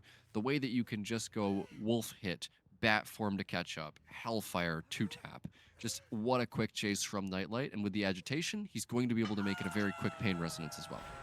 I have never been more confident a Hellfire was going to hit than that, than that Hellfire. You saw as we released, I was like, that is perfect. It hits directly like the center of Hardwell's hitbox. That is all she wrote for that one. I really like the agitation pick here, by the way. Wrecker's Yard being such a good map as far as size, as far as Shack being right in the middle, it gives you the opportunity to potentially get basement hooks, or at the very least choose where you want to place your hook. Always a strong perk, but particularly strong on this map. So happy to see that. We are just going to fly around. They were able to sneak in and get that unhook. And Grenout, joining the survivors for the first time today, decides to, for the people, our tunnel out. So we're going to need a 2-tap, not a 1-tap on Hardwell. We're going to go back to that crane. Crane pallet is gone. We got to imagine we're dealing with some kind of exhaustion on that. Nope, never mind. I thought we might be going for one loop and then up to maybe get a balanced or a lithe, but instead we're going to try and run to that rock. Unfortunately, that rock did not have a pallet, and we are going to get the pounce. And the body block on the window, and Hardwell goes down as the first generator comes in. Great play by Nightlight to deny the window vault. And 2 generators are coming in, but we're going to use that agitation. I think we might be going for basement. Correct me if I'm wrong. Might have been a hill hook there as well, so we'll have to see which way we go. But what a fantastic play by Nightlight to deny the vault. And now we're going to teleport out. I will point out we do have double bat add-ons. We have distance and window blocks. I don't think we'll ever see. I'm going to be made a liar because I say this, but I don't think we'll ever see a competitive Dracula game without having Lapis Lazuli. But those boots increase the distance we can teleport as well. And we managed to sniff out Gren out here. Unfortunately, we did make a quick collision there. I don't think that was intentional. Made a little collision there, and so Grenout gets out of that trouble real quick. We're going to patrol around here and see if we can't find someone rotating for the save here, Brian. Yeah, just chef's kiss Dracula mechanics there from Nightlight. just calling out Hardwell that he was going to mind game the window in that way. What a what a nice down there from Nightlight, and it's going to result in a Oh, relatively quick tunnel no! out here as the Hellfire hit comes in off the hook and Hardwell forced into the locker. Wow. That is why you go for the back hook in the basement there. And Nightlight just getting the fastest possible kill here onto Hardwell, hitting him directly off of the basement hook. Nightlight really feeling confident here. He's got a kill at 3 gens remaining. Eruption has gone down on a couple of generators, and now he's able to start an injured chase here with Grenout. Third person around the rock, and oh man, Nightlight is he's just calling out. He is inside of Umbrella's heads here as that mind game there onto Grenout. He's going to want that one back, Andrew, because he had a window connecting right there that he could have used, just ran into the waiting arms of Nightlight instead. I mean, that's the advantage of having such a low hitbox there. The dog form, the wolf form being so low to the ground, can't see him cycle back around the other side of the rock, assuming we're gonna take a guess at this locker, assuming that we were gonna continue the chase. You know, we were gonna follow around clockwise, turns counterclockwise around. You know what though? I gotta say Nightlight is playing exceptional in these chases. Really heads up in cutting off the survivors, but the survivors have been really effective and very efficient. Looks like we've decided instead of going for the healthy unhooker, we are gonna try and get this down to a 2v1. Survivors need one more generator to get those gates powered.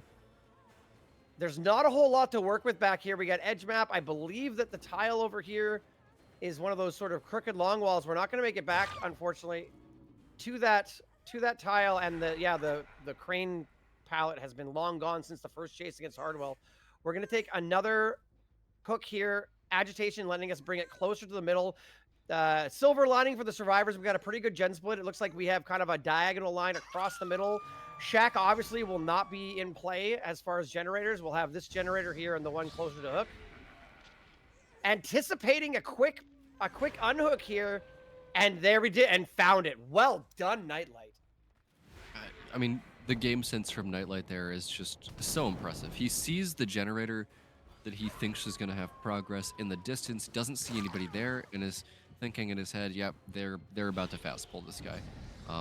Other survivor Derice going to be getting the pull there onto Grenout, and now Nightlight, he wants this 2v1 over towards the shack there, but he gets stunned in the bat form.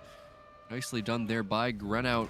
Does not want to participate in that bat mind game like Hardwell did. Now back over to the double window, and he's gonna block it up and switch back into the wolf form, but a nice W hold there from Grenout, able to get him away for now. He's got the crane, but no pallet. Wolf Pounce is ready. If Nightlight has enough distance here, he's going to charge it around the back of the crane. No dodge from Grenout there. Nightlight gonna confirm this kill. And if you're a fan of Umbrella, you better hope they've been doubling this generator, and they Well have. done. Generators are going to be completed there by Umbrella, even despite that fast tunnel out onto Hardwell. And just really impressive progress there from these survivors. And now Nightlight going to be struggling to get more than 6 stages. He's got one survivor injured that he might be able to find here in Magic. Sees a light on the door, and it looks like if Magic is able to avoid getting 2-tapped here, switches back into the bat form. He's got a survivor here. Maybe doesn't want this survivor. As this is the healthy Derice. As Nightlight might be afraid of Derice making it to the hatch. As the door is open, Nightlight rushing to the hatch. Lamagic out the door. Derice around the backside of the shack, and Nightlight cannot get the kill. Derice out the hatch. And that's why he was hesitant to chase the healthy survivor there. Incredible comeback from Umbrella. That's wild because we saw the scratch marks headed to the other door, where, but I guess we weren't close enough to see that that was the injured survivor. I'm I right saw there the with scratch Nightlight. marks, but not the blood. I'm with Nightlight. I thought that that was the healthy survivor too, and that the unhealthy, like the injured survivor, was on the door near the generator that popped, assuming they were going to split the doors, and that was almost bait. Come take a hit and then run back to the door with the hit. I absolutely agree with what Nightlight did there. Unfortunately, both of us were wrong, and wow, what a result. That was 6 hooks, right? 6 hooks too Yeah, fresh? 6 hooks, 2 fresh there, and with a Wow. tunnel out coming in that fast, Umbrella getting 2 fresh survivors out the door is incredible. That's that's disappointing for Team Invictus. They were doing so well. Nightlight was doing so incredible. That tunnel out, I so there is always the question when you get to the 3v1, do you do what we do? There's the choice. Do we chase for make it a 2v1? Do we chase Gren out in that situation? Sorry, hard yeah, Gren out. Do we chase Gren out in that situation and triple hook Gren out, get it down to a 2v1? Or do we split hooks, put some pain reses down, keep people injured? Nightlight went for the tunnel out, which would have absolutely secured, most likely secured the 4K, but they managed to slam that generator out. And as a result, two people get out the door completely clean with all their hook states. And that is not what you want to see if you're a Team Invictus fan. The survivors of Invictus now need to get out the door without losing two of their survivors cleanly. Obviously, with there's some exceptions to freshes and whatnot. We can get 6 hooks, 3 fresh, and that's going to be a win for Umbrella. Wow, that was such a back and forth match, Prion. My goodness. A really exciting Dracula set there. Amazing play on both sides, but yeah, very disappointing result there for Invictus. They're going to want that one back, but it's not over yet. Of course, these are some of the best survivors in the entire world, and you can really never count these guys out. They always have a chance to get a 5 gen chase, get a 4 out. You cannot let up here if you are Swatter. Pressure is still on, even though the result is very doable. As even on the Wrecker's Yard, it's pretty likely that we're going to see some really good chases out of Invictus. Swatter needs to be on his game, and there's also going to be a substitution here for Invictus. Kexo is in on the Survivor, and I feel like I say this every time I watch Kexo play. This guy is a mastermind of body blocks and altruism plays. You do not want to see this guy hovering your chase. Pallet saves, flashlight saves, head-ons mid chase. He does it all for Invictus. They're gonna need it. They're going to need it. What we can't have is a fast tunnel in almost every situation where Hardwell goes down that fast. You're looking at an incredible result. Um, Particularly with that second slash third hook. We can't have that. If we're Team Invictus, Invictus needs to have some incredible chases. We can't have that quick chase at the beginning. Again, that dog bat hellfire, like you said, insanely fast. We need a generator done before the end of the first chase. That's what if we want Invictus, because Invictus does not want to go into the spirit match down 2-1 and have their backs up against the wall. We definitely don't want to see that. So we're loading in.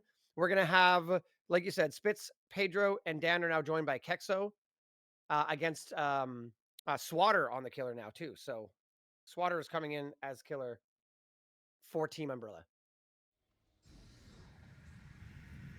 Yep, Dragon's Grip is an interesting pick here for Swatter over that agitation, so maybe not going to be playing as much into the basement as Nightlight did, as already into the wolf form here, looking for scent orbs, and he's going to immediately find Dan.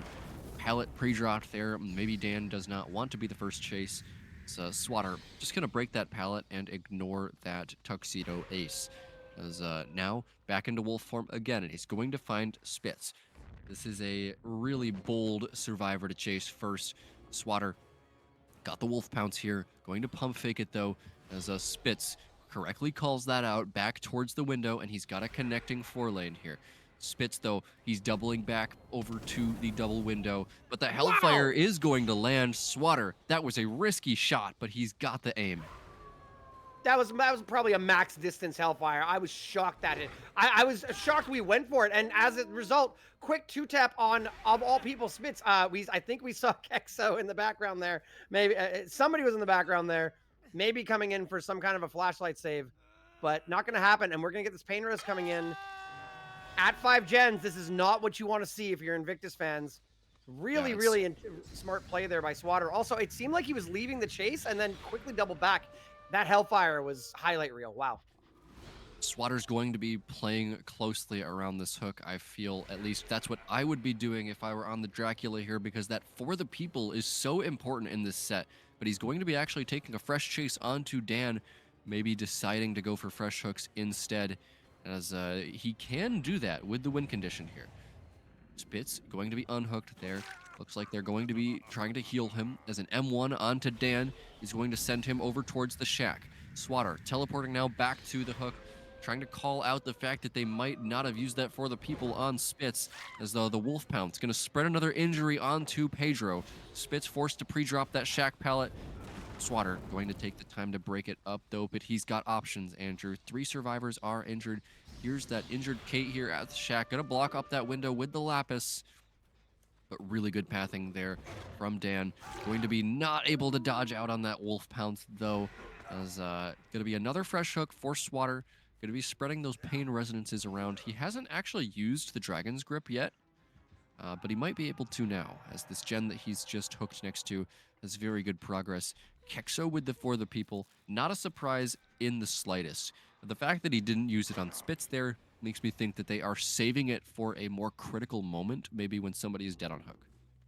So this is the problem we're having right now. We're didn't we just check that locker? Interesting. Maybe we're really certain about a locker check. The problem we have if we're Invictus is we're wanting, you know, they came in, they had a body block. That Dragon Grip may come into play now. We came in with the body block, etc. The trouble is that if we spend too much time body blocking, gens aren't getting done, and now Swatter flying around in bat form, we have 3 targets, 3 injured targets that could be taken down at any point. Spitz going to go for that live play over the pallet, manages to get not only the pallet drop, but also the pallet stun. The pounce did not break the pallet, so that pallet can be used later. This is not a great pallet to use against the wolf form, as it's very easy to pounce either way there. We're going to switch back to Dracula, getting a little ambitious with those Hellfires, because that first one hit, thinking maybe we'll hit there. I think we're going to get around the corner here, bump our nose on that dumpster, not going to get that, and Spitz is back in their element. Decent chase starting off here. We're going to go play this corner pallet. Great big God Rock. But again, with the line of sight blockage with the wolf, with the low. Oh my goodness! The flashlight save comes in, like you said. Kexo lurking and gets the flashlight save. Prion, what a save! Kexo on the beamer once again when Invictus needs him the most. I mean, I said I was going to predict it, Andrew. You do not want this guy hovering your chase, and that's going to buy Invictus a lot more time here for Spitz, and they still have an ace up their sleeve in that For the People, and it's on that same survivor. 2 generators are going to pop here, and Spitz is not really hooked in an ideal position for Swatter. So if Swatter cannot find Kexo and injure him here, that potential tunnel out is going to be very painful for him. But remember the win condition. We have 3 hook stages right now. Dan might be going down here on a pallet. Little bit of a mistake there from him, as Swatter going to go for the fast pickup. For the People not coming in onto Spitz, because this is another hook, as Kexo presumably healing Spitz over there in that corner of the map. Bat form now from Swatter over towards this bus generator. Spitz fully healed. You can see Swatter look over there. He knows that that's where the reset just finished. That's a eruption placed down onto this heal gen. Invictus needs to finish both of these gens. As Dan unhooked, this is going to be the potential tunnel out for Swatter. He needs to end this chase quickly. Loses the bat form transformation mind game, as it's actually Pedro in chase now, distracting Swatter a little bit, but it honestly doesn't matter. He needs those 3 fresh hooks anyways, as Spitz, dead on hook, hit by Dragon's Grip off in the distance, but Swatter does not care. He wants this down onto the fresh hook Pedro. Really ambitious Hellfire there, going to miss, and Swatter most likely just going to opt to zone this pallet. Break coming in there. Pedro making more distance. Wolf still after him, but he dodges out on the pounces. What a flare from Pedro. This is what Invictus needs to come back in this series. These chases need to be long, and Pedro is showing up so far with the fast vault 2 on the tile. Pedro back towards the filler now, just absolutely lighting Swatter up with these vaults. as he makes it to another filler as well, Andrew. And now Wolf form mind gamed here. Pedro dropping the pallet back around the other side, holding W towards the tile as well. He's got a window here. No pallet though, and he's eventually going to go down. That was so I'm holding my mouth right now. I don't know what that was play there. Was that an attempt at a firecracker, but we didn't go for it? I don't think there's no firecracker here. It's just a flashlight from Dan. I'm not really Flashlight. sure what he was doing there either. He's got the iron will, but he is leaving blood behind here. It's Dan gonna be forced to run away. That was very interesting. What an explosive, what a fantastic chase by Pedro. But you bring up a really important point. We need 6 hooks. We're at We 5. need one We more need hook for any Swatter. hook on anybody, and we're done. Dan jumping in there, injured. Gens are done. The gens are done, but 1 hook. We got to get out clean. We see Pedro, and I mean, like, how do we get out of this? How do we get the doors open and get out of here? You see Kexo there. Kexo with the sprint burst, baiting that in. It's really interesting that that chase turned this game around entirely. Kexo This is could not playing. be any closer. This Kexo is is where this is where the big survivor plays come in, Andrew. Kexo, flashlight for the people. He's injured up now, so no for the people. Potentially a head-on from one of his teammates here. Invictus needs to get out with all survivors here. You see the healthy spits coming in for a body block. It's going to land as they're going to be everybody's making injured. distance away towards the door. Everybody is injured, though. No more body blocks coming in. Only the head-on is still remaining, and Dan on the head-on there gets the stun back into bat form now. They're going back towards the shack there, but 2 survivors towards the shack, not going to result in a hatch just yet. Balanced landing, able to dodge out on the basic attack, but Pedro is going to be going down in the corner. He's out of resources. The door is open. That's going to be the pickup here for Swatter, and it looks like this is going to be the win for Umbrella. They're But coming. Invictus is coming in to take hits. The healthy Dan takes a hit. He's still wiggling here. He's going to need 3 hits to get off. As he is Good. off, but 2 survivors are down next to the hook. Yeah. As Kexo not able to save his team there. And I mean, Invictus, you got to respect them going for it. What a close game. Wow. I good effort, but unfortunately in that time we get into endgame, only Kexo is healthy. Kexo and Spitz. Then Kexo takes a hit, Spitz takes a hit. They get 1 heal off on Dan, I believe it was, but it's just not enough. We just didn't have enough healthy bodies to get all the way across the entire map with all of our survivors. What a fantastic play by the survivors, but unfortunately for Invictus, that is going to be the win for Umbrella. Exceptionally well played by Swatter. Started out the match really well, kind of lost control in the middle with that chase on Pedro, but in the end manages to pull it off, doesn't maintains composure, manages to get all the survivors injured through the head-on play and get that last hook and more.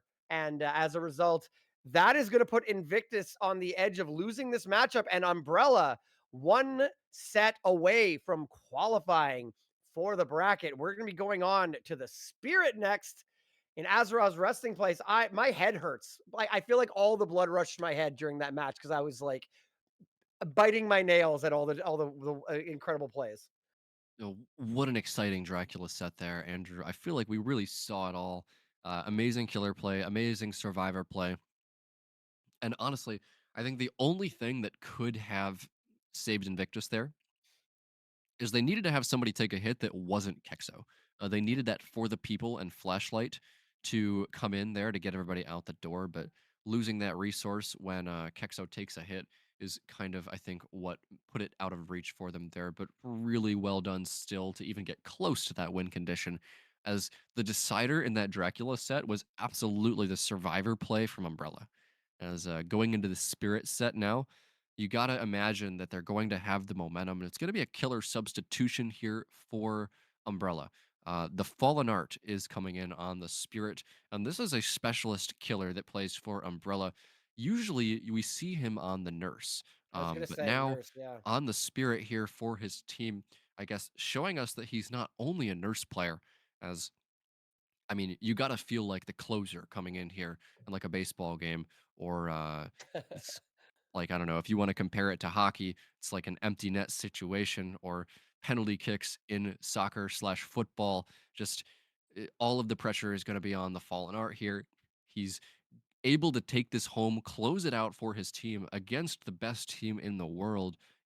Just needs to get a good result here on the killer, but even more pressure going to be on Invictus here. They got to protect their reputation here. Cannot be losing to Umbrella and Swiss. Backs against the wall on the survivor here. Cannot give up free hits. They need to have good chases as and stakes couldn't be higher here for Invictus.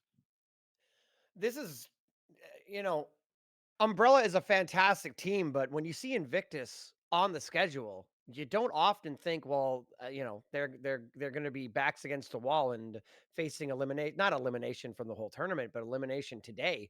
Uh, 4 games in, you really don't think you're going to see that. So uh, we're going to need to see some really strong play by the survivors here. And again, I think the answer is yeah. The survivors of Umbrella just really have done fantastic. It's so crazy. I feel like there are better chases by Invictus. That chase by Pedro particularly was so crazy. But overall, maybe gen progress, maybe just general choices around the map. I don't know. I feel like individually the survivors of Invictus have been having more highlight reel moments, but as a unit, Umbrella is just getting it done today. It's crazy.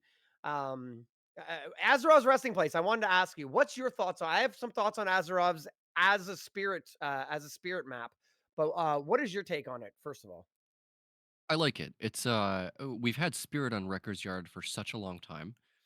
So it's definitely a good change of pace. She's still an extremely strong killer, but like what you're tweaking when you change from Records Yard to Azerov's resting place is that you're putting more pressure on the Spirit player to hit those phases. The margin for error is much smaller on a map that's this big, but it's still the same tiles that we know and love on that the Auto Haven realm. So think it's a good map choice. We're still going to see the same engaging and fun spirit gameplay that we love to see in competitive. It's just slightly more in favor of the survivors and a smaller margin of error for the spirit player.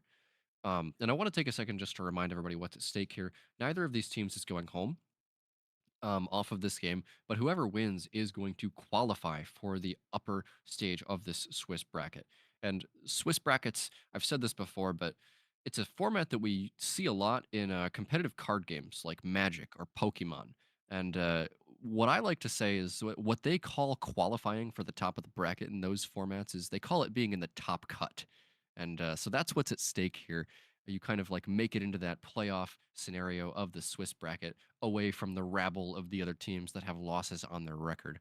So that is what Umbrella is playing for here in this potential final game on match point against Invictus. yeah, and to, like I said, we said this coming into it. You're dealing with two teams that have won two the past 2 weeks in a row. So the winner moves on. It takes 3 wins to move on and 3 losses to be eliminated. So by no means are either of these teams eliminated after today. However, one team will be moving on, and the other team will have to then, they'll be on the verge of qualifying again next weekend.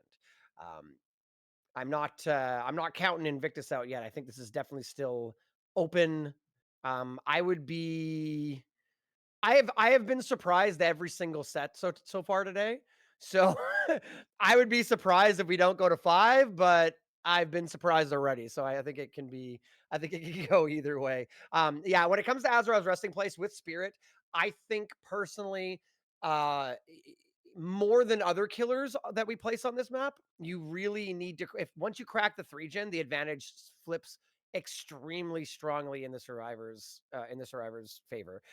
We often see killers on this map like the artist, who is able to be dangerous on across the map. You're able to pressure the entire opposite end of the map using your birds.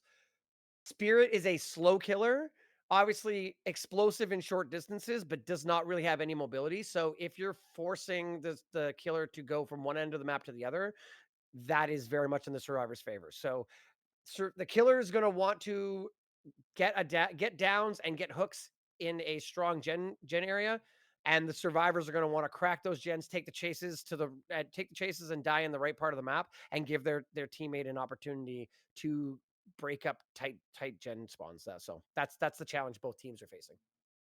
Yeah, and I talked a little bit earlier about that smaller margin of error on the Spirit here for Azerov's resting place. And the map is pretty large. Spirit's mobility is not the greatest when she's not in her phase.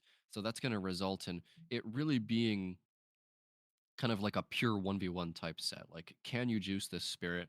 Will there be pallet saves and altruism coming in? Like, can you prevent this tunnel out? Because with a 110 killer like Spirit on a map that's this long and wide, getting that tunnel out is almost always going to be the preferred strategy for her.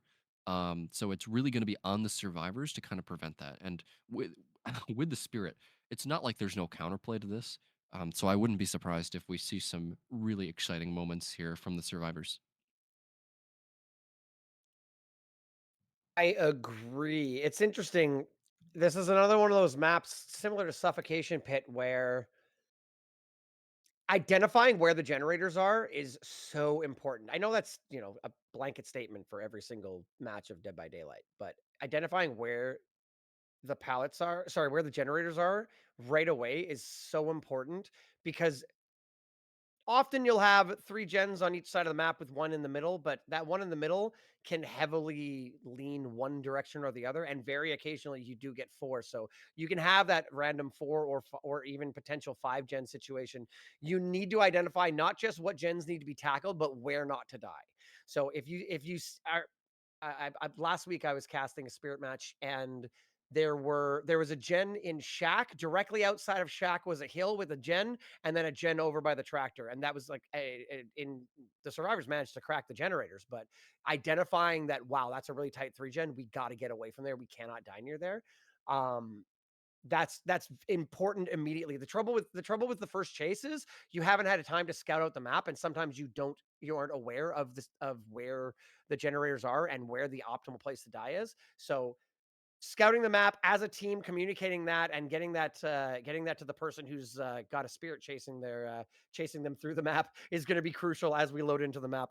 Sorry for the delay here. We've had a couple of lobby issues, but we are coming into it now. I believe things should be going, and hopefully we'll be loading in right away here. I'm excited to see Fallen Art. I haven't seen Fallen Art play for quite a while, and I'm excited to see them and see what they do on Spirit. Because, like you said, when I think Fallen Art, I think Nurse on Coal Tower. I don't know why that pops in my head. I don't think I've ever seen Fallen Art play anything but Nurse, so this should be really interesting. As remember, everybody, match point here for Umbrella.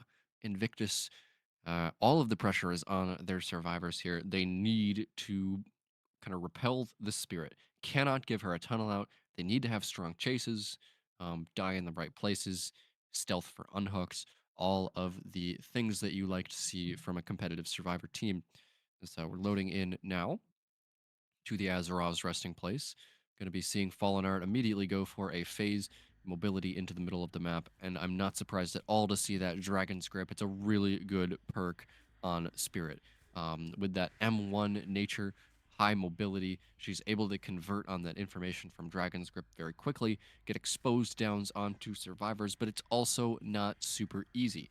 Getting those healthy phase hits onto survivors is why this killer is so difficult to pick up if you're not experienced with her.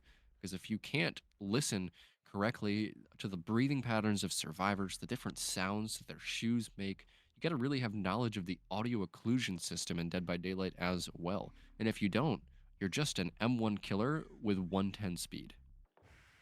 So as we're loading into the match here, Fallen Art is not worried about watching that choke point in the middle. Decides to just go fully ranges down towards Shack's side, towards the corrupted generators, and sniffs out Nightlight down in this corner. The chase is going to Shack. Interesting to note, when it comes to the generators, it is one of those situations where it's a 3-1-3 split, but that middle generator is very much leaning towards the main side of the building. So we have a strong 3 gen down this map, down this end. The other side of the building, if you look now on your screen, You can see that there are 4 generators well down the other side there. Just something to take into effect. The survivors are going to want to identify that and take advantage of the fact that the chase is stuck here in the corrupt. I don't know. Does Fallen Art want to continue this? We need a quick down on Nightlight, or we're going to have to go switch down to the other end of the map. It looks like we are going for it. Quick swing through the pallet, and we're going to get a down on Nightlight here. The unfortunate thing is we died far away from our 4-gen. The positive thing is that we have a 3-gen down by Shaq here as well. Yeah, exquisite double back there on that trash dumpster pallet from Nightlight. I mean, you can tell that Fallen Art is a strong spirit main here. Just from that first hit, called out that Nightlight would be waiting on the corner there, walking, able to get that healthy phase hit. And you want to commit to the injured survivors here, just because it's so much easier to down them in the phase here with Spirit. Fallen Art extending very far away from the hook. Gonna call out the W hold from this survivor. Fast vault coming in, and a vault back there from Spitz, going to result in a hit. First gen popped, Nightlight unhooked in the distance, and it looks like Fallen Art not quite going for a tunnel out here. Phase going to be recharged any second now. Spitz, how can you play this bus? He's going to go around the fire barrel, but Fallen Art not going to fall for that, as it's going to be a second fresh hook for him. Possibly another pain res here. Only 1 gen done so far. As interesting strategy, not going for the tunnel out. Maybe waiting to go for the tunnel out until he has a hook in a better position. Yeah, so that first hook was right middle of the map, which is probably the last place you want it to be because you can't defend it as well. The survivor off hook can run in any direction that they want to be. The reason why that hook was there was because it was a pain res hook. And if you're looking here, we got the pain res hook on the hill. We got a pain res hook in the middle of the map. We have one behind us as well. And then the other one is down near where we chased Nightlight in the beginning. So we didn't really have a really good position on our pain res, on our scourge hooks down by the shack side. So even though 1 gen did pop by main building, the reality is hooking down by main building, we're able to regress any gen progress that's happened. Dragon's Grip has been identified. Dan is going to drop that flashbang, and the blind comes through. If it wasn't for the blind, Dan would be dead, but the unhook comes off in the distance. We're going to make this pallet, I believe. Wow. And very clutch blind there, Prion. And Dan might still be dead here. Nice call out there from Fallen Art. Knows exactly where Dan is pathing. It's going to be the exposed down for him. But Dan able to buy a little bit of time there. And that's going to be the first activation of the Dragon's Grip, telling Invictus that this perk is in play. And it's really dangerous on the Spirit. I mean, if that Dragon's Grip goes down in the 3-gen, a healthy survivor just won't even want to touch the gen. It's so terrifying to be exposed against this killer, especially when the Dragon's Grip tells her your exact location.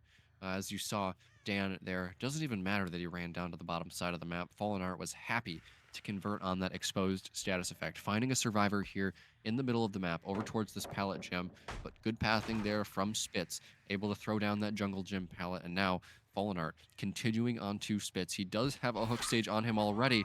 Nice call out there from Fallen Art, able to get Spitz even though he was healthy. Those footsteps and breathing sounds lending him to be able to find Spitz there. Now Spitz playing the pallet gem, but he's going to go down there on the pallet, not able to throw it just yet. He had the dead hard there too, Andrew. Dan off hook, and you can see on your screen broken. That second wind. The 3-gen's broken. Nope, the other 3-gen is still up though.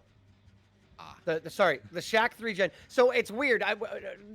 Fallen Art seems to not care about tunneling out right now. Obviously, we got the second one on Spitz here, but wanted to put pressure around the map, took advantage of Dragon's Grip, really try to put the screws to them whenever possible. As a result, so the 3-gen is, wow, and Dan's gonna for the people right there as well, keeping Spitz alive, which I think is a really good idea. So yes, you're right, the main building generators are broken, but the Shack gen, there's still 3 gens by Shack, but there's lots of pressure on lots of different generators around the map. Nightlight very nearly completed the generator down by Shack, and you can see great grab on Dan on that window. You can see Nightlight, I believe that generator is down by where the original chase took place, down by Shack. So I think while one 3-gen is broken, I believe the other one is now broken right here. So you're right. Now we've got a 2-2 split for the last 4 generators. we've got 2 survivors on death hook, Dan on hook. So it's really could go either way here. I think that Fallen Art is playing into the fact that it's really hard to control the entire map here, and we're just putting pressure on survivors anywhere and everywhere we can. Yeah, that for the people onto Spitz, I think it was a good play. Even though Dan ended up going down, you don't want your death hook survivor to be injured in chase with Spirit. So that's what they were trying to delay there. Now Kexo in chase, the final fresh hook, as Kexo going to be probably taking an M1 here, trying to buy as much time as he can. Dan unhooked there. He's got the second wind, I believe, charged by that for the people. So that heal is going to come in on its own, and Oh Kexo my gets goodness. just swung through the pallet there by Fallen Art.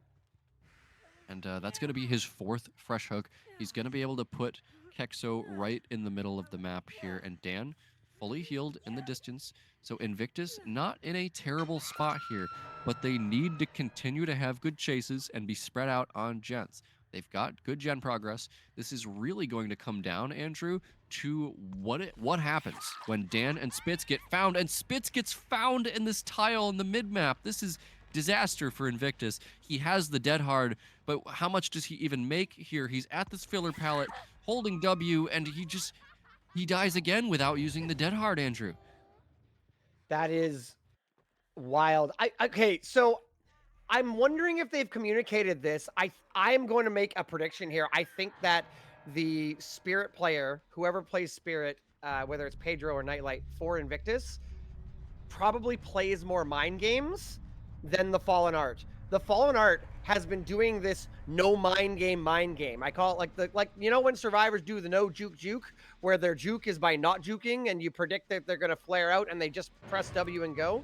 That's what on the killer side. That's what the Fallen Art has been doing. No mind games, just fully face to the pallet, swing through the pallet. No mind games, no mess, no nothing like that. Get it done. That has happened 3, 4, 5 times this game. And I'm wondering if the survivors are picking up on it because it continues to put them in this position where they're going down faster. We're not even playing pallets a lot of the time.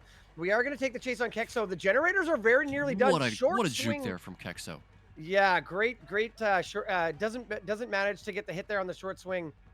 Fantastic. Anyways, I wonder if that's the case. I wonder if yeah, there you go. No mind game. Just full send it. And if you don't play against Spirit in a competitive setting, you won't understand what Kexo did there, so let me explain it to you.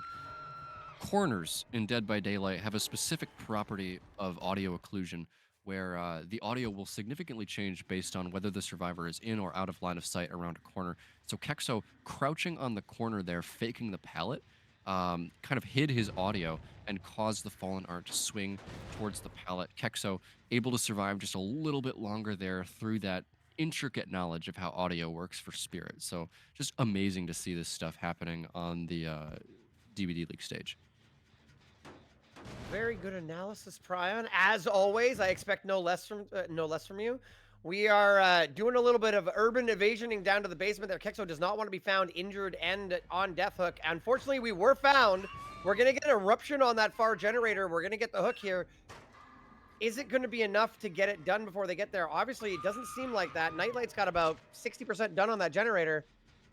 It's a long walk down here for a 4.4 killer, but we will have our phase up. I think they get that generator done. Maybe? It's going to be close. I think they get it done, but I think it's going to cost them. And it's important to note that Nightlight is the exposed one. Here comes a killer with the grab, but the light save! Nightlight with the flashlight save. You might have expected Kexo to have the beamer, but they changed it onto Nightlight there, getting that 4K0 for the win con. And I mean, if you're the Fallen Art there, what do you even do?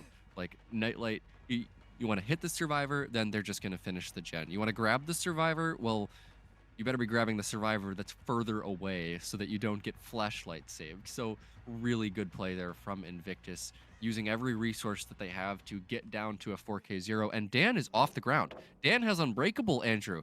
And we might be looking at outs for Invictus now if Dan can juice a little bit. Nightlight going to be taking a hit as Dan runs down towards the top side of the map.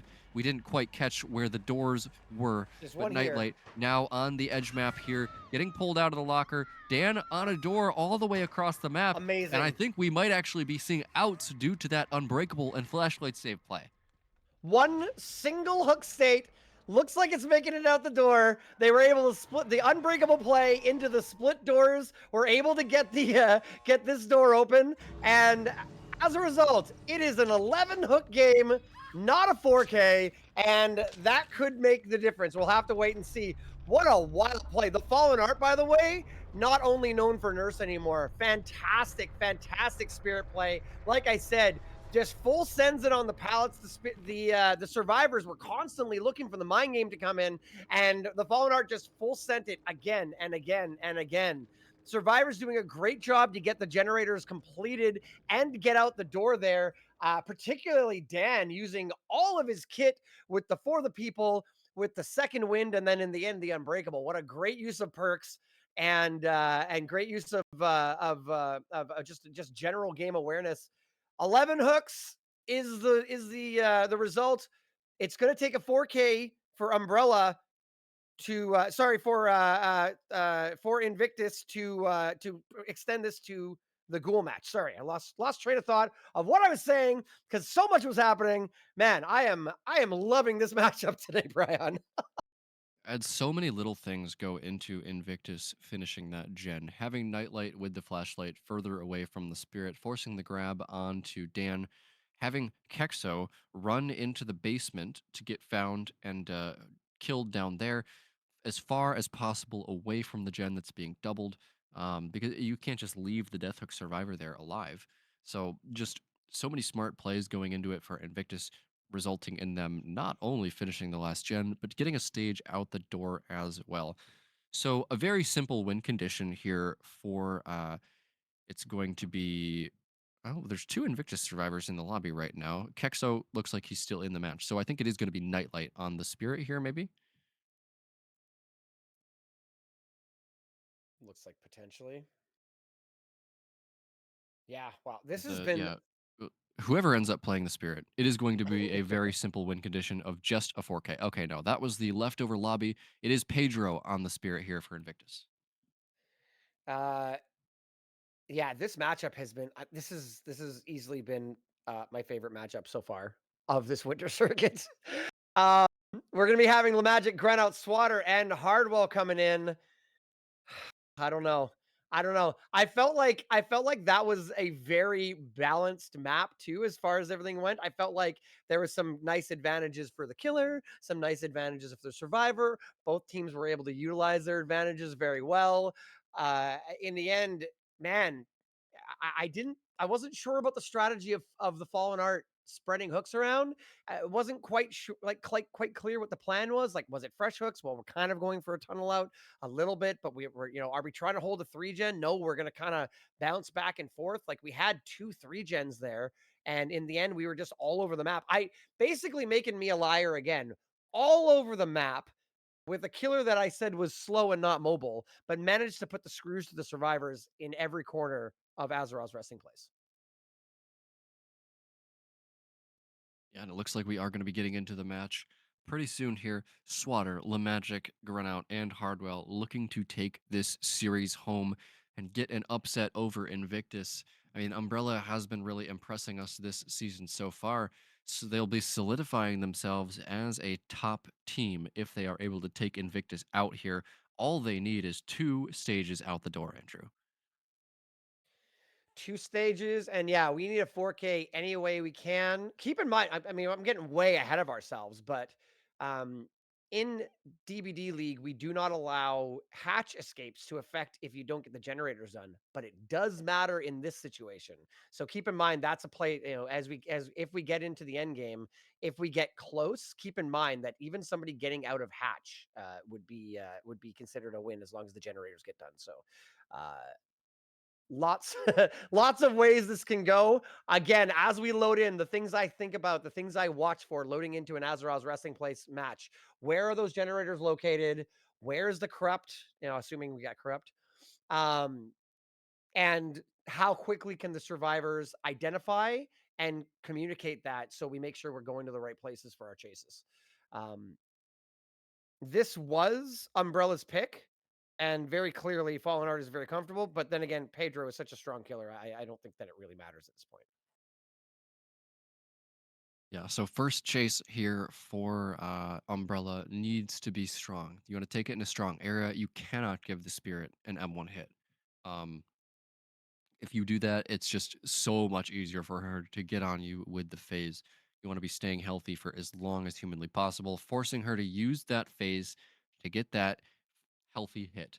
And that's when these like really good mind games can come in on the Spirit. We're just finalizing the last few details in the lobby, and we're loading up now. We'll have to see what is going on. I'll give you a little preview of the build. Instead of Dragon's Grip, I believe we are going to be seeing Agitation, which we did see Dragon's Grip value last game. We had value on Dan. Dan did go down with the Dragon's Grip. Interesting too, by the way. At that last chase, when Dan gets grabbed and we get the flashlight save, the entire time up until Nightlight vaulted out of the crane, Nightlight was exposed that whole time due to Dragon's Grip, just for the record. So Dragon's Grip had some value. We're not going to see that this time. Agitation will give us options for securing a hook in potentially strong places, maybe a tight active generator situation. Have to see how that goes. We have loaded in on Azeroth's Resting Place. Looks like we have, wow, okay, looks like we've got Shaq's side this time is the side with 4 generators. One is very isolated off to the left here, but we have 3 generators near Shaq towards the middle. So similar setup, just reversed, where we've got the generators kind of leaning towards one side of the map. And Pedro, same play as Fallen Art. We're not holding the cross. We're not holding the choke point. We are actively pursuing our first chase, and we found it. But might be bait. That looks like bait, Prion. Yeah, first chase found here for Pedro. And oh no, we're giving the Spirit an M1. Swatter going to get hit there. He gets hit by the stand still mind game from the Spirit. Pedro was able to claim pallet control of that crane, and that's going to be a very quick first down onto Swatter. Big mistake from Umbrella there. You cannot. You had a really strong area there, and you gave Pedro the pallet control. He wins the mind game, and that's going to be essentially a 2-tap. Yeah, that was an exceptionally fast chase. If you remember last match, we had one chase we didn't want, or we were sniffing out for quite a bit longer. We were looking around trying to find. We had one survivor in the crane, one edge map by Shaq, and then eventually found Nightlight in the tile. This time we found somebody super fast, quick hit, quick 2-tap, and now we're ranging back over to the main building side. We're going to put down Eruption on this generator, continue chase on Hardwell, but we're not. We're going to phase immediately back, and before the people comes in from Grenade, but we're phasing immediately back. We want to get our tunnel out, Pedro says, but I think we might change. Yeah, it looks like we're going to change here and potentially get a new fresh hook, seeing as we got the For the People. It'll slow down our tunnel out, but if we switch our tunnel out to Grenade, we will be able to eliminate the option for another For the People play. Grenade goes down pretty quickly. What amounts to the same time as another 2-tap, except it was a 1-tap this time. And that is our first pain res, by the way. The first hook was not a pain res on Swatter. So moving forward, keep in mind, Swatter still has a pain res. I can't blame Swatter, or I can't blame Pedro at all for not going for that pain res on the first hook, since it was such a fast down. Looks like we've got one survivor stealthing on the edge map for that save. Swatter trying to dodge the phase here, walking, but Pedro just cannot be fooled here on the Spirit.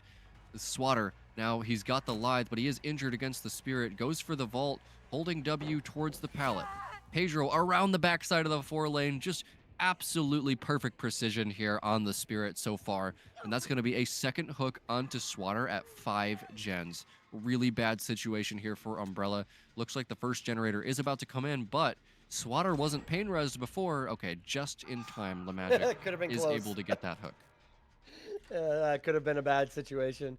Um, so that's really interesting. I want to go back to what I said about the fallen art versus obviously Pedro as the spirit on Invictus.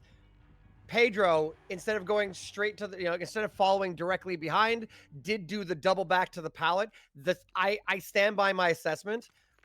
I think that they play Pedro and the Fallen Art play Spirit almost opposite. And so as a result, you're seeing fantastic killer play, and the survivors have sort of the opposite counterplay that doesn't work against the killer. The survivors are dropping the pallet on one side.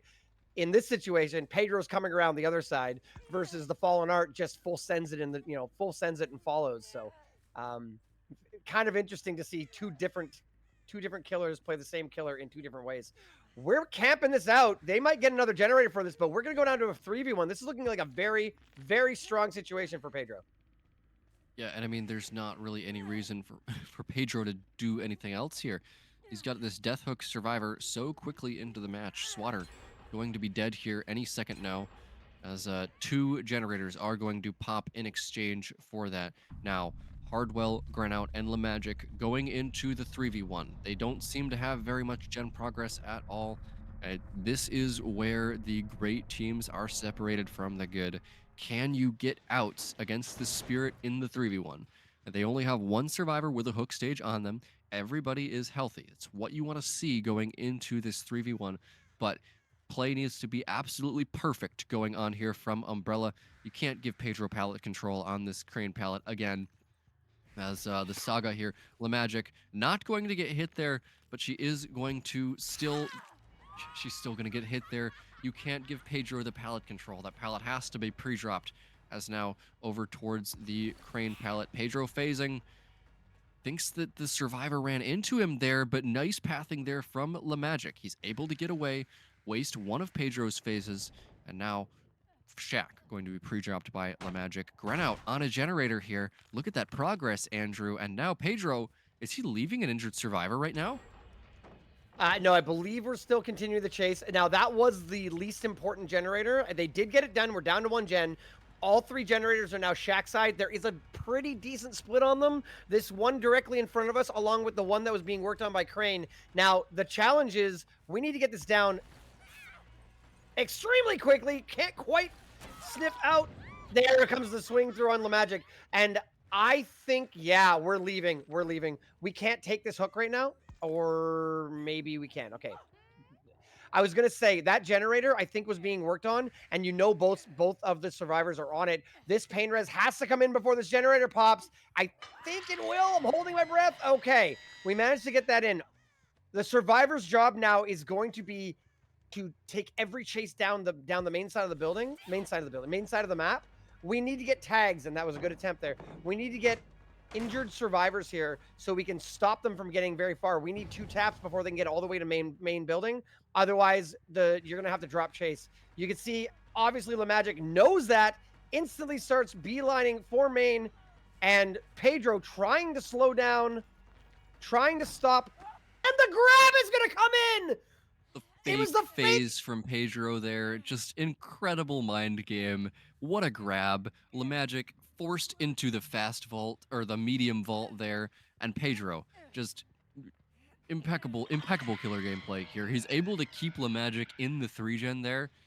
He just knows how these things go.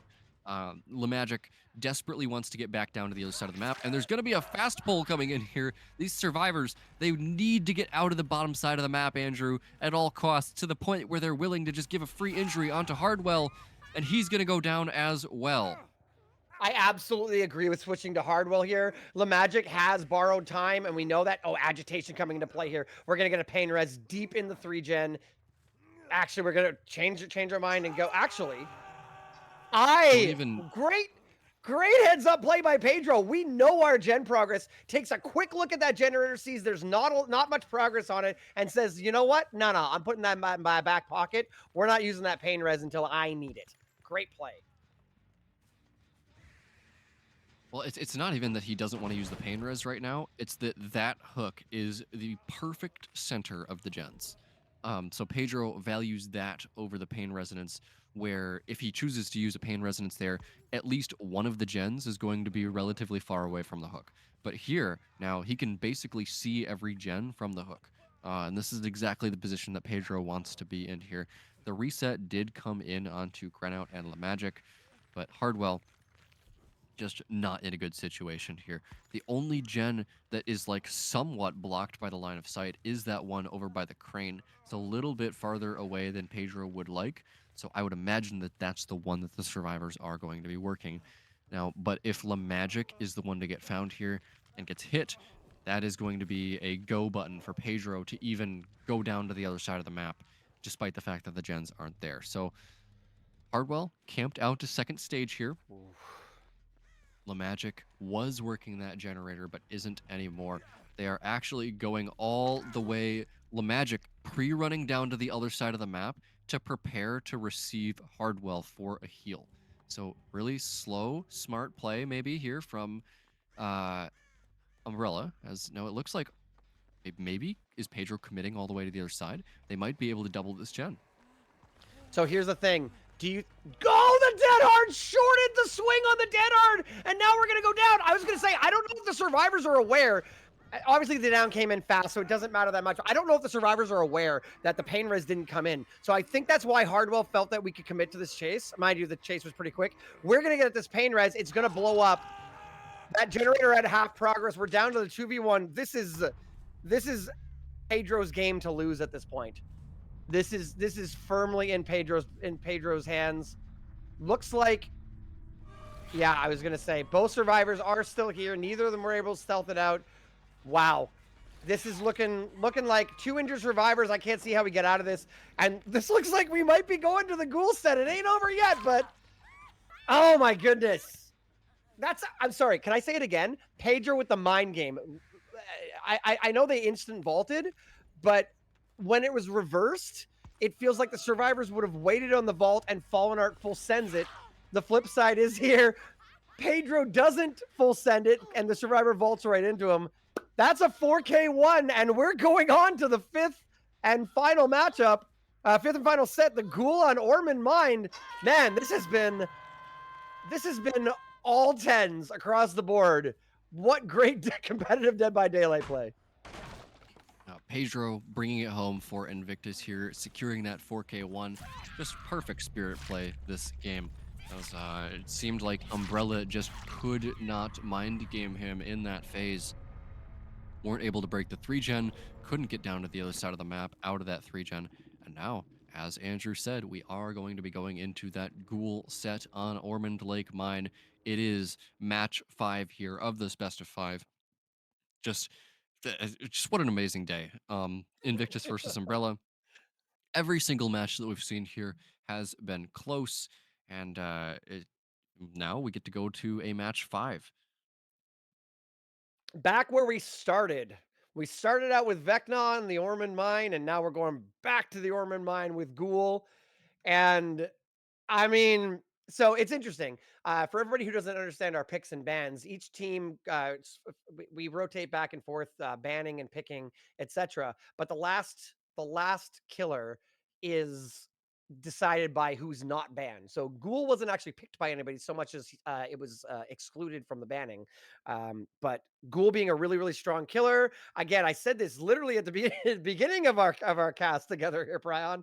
Ormond Mine has if you're able to see it's very open. There's not a whole ton of tiles in the middle of the map, like jungle gym tiles. So there's not a lot of line of sight blockers. Ghoul is able to traverse the map extremely fast, particularly when enraged and having the three dashes and or leaps, I guess the Kagune leaps. So this can be a very difficult map for survivors to get outs on, and with the Ghoul being such a strong killer, I'm looking for some. I'm looking for an exciting ending to this here. I don't have a prediction anymore because my predictions have all been wrong. So Yeah, and I recall that I never actually made a prediction for this series, so I guess I won't be doing one because now I have the information of four different matches leading up to this match five on the Ghoul. It's gonna be Nightlight playing the Ghoul. One of his best killers since its released. As just I love watching this killer in competitive. It's a killer that so often is heavily hated by the community, maybe overrated in strength. But with our competitive survivors, you really see the peak of Ghoul gameplay because the truth is, when the survivors are really good in chase, this killer can struggle to get downs. Yes, they can spread injuries very quickly, they're very mobile, but at the end of the day, they still have to down you with an M1. And what are our comp players really good at? M1 chases. So Ghoul is, it's one of the fastest and most exciting M1 chase sets that we have. And I know Nightlight has put in so much work on this killer. So got to be feeling confident here going into this match five for Invictus. stronger, more mobile Legion is a is a one way to put it when it comes to Ghoul. The major difference and the major strength when you compare those two killers, obviously Legion being one of the weaker killers in the game, Ghoul's ability to vault over pallets and windows and um, uh, put survivors in situations where they're not able to rotate around to another resource is definitely the advantage. In addition to obviously map traversal being ever present. You can drop a chase and be in another chase within moments, and that's definitely one of the strengths of the Ghoul. But we've had some incredible chases by survivors on both sides of the coin here. So I can imagine we can see some other good ones here. Ormond Mine again, some really interesting tiles, some really interesting fillers into strong areas of the map. We're gonna want to utilize all of those and get as many gens done as possible as quickly as we can. I can't imagine we'll see anything but a tunnel out in these matchups. But I've been wrong today already, so we'll have to see. Yeah, looks like the survivors are readying up here. Hardwell, Greno, Magic, and Swatter. They have one more chance here to upset Invictus. They had them on match point, just weren't able to bring it home on the Spirit set. It's been a day of losing the set that you picked, hasn't it, Andrew? Right? I was literally just looking. I got my notes in front of me here, and apparently, whoever you pick, you're picking who you lose with, because Invictus lost with their Vecna and Dracula, and Umbrella lost with their Freddy and Spirit. So nobody picked this one, so it's anybody's game.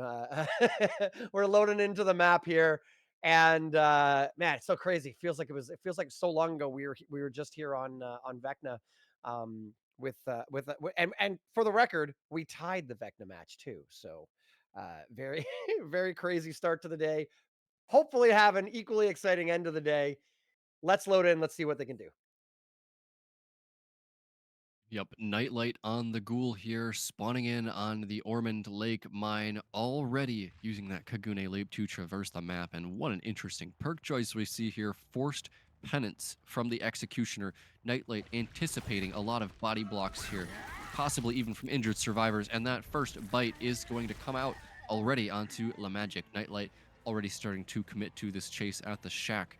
Leaps recharging here. Nightlight mind gaming back around the side. Check spot held by Magic. Nightlight possibly going for a cutoff here. Back around the side, and Great job. what a leap there, Andrew. Only used 2 out of the 3 there, but just a frame perfect second leap to slide around the shack and cut Magic off. What I told you that Nightlight plays this killer a lot, and this is a killer that has an extremely high skill cap, even though it's relatively easy to get those bites. I apologize. I'm laughing because of the little bait on Shack pallet there. Knowing that survivors spawned around there, very scared that we were going to get pallet saved there. Yeah, I gotta say that if ever you've seen a set play in basketball, for instance, where this is the set play we need a 3-pointer at the buzzer. This is how we're going to set it up. That's what that was. That was a set play. We've done that swing around Shack. 1,000 times and make it 1,001. We perfected it there. Quick down on the Magic. This is what I talked about, the ever-present value of ever-present threat of the Ghoul.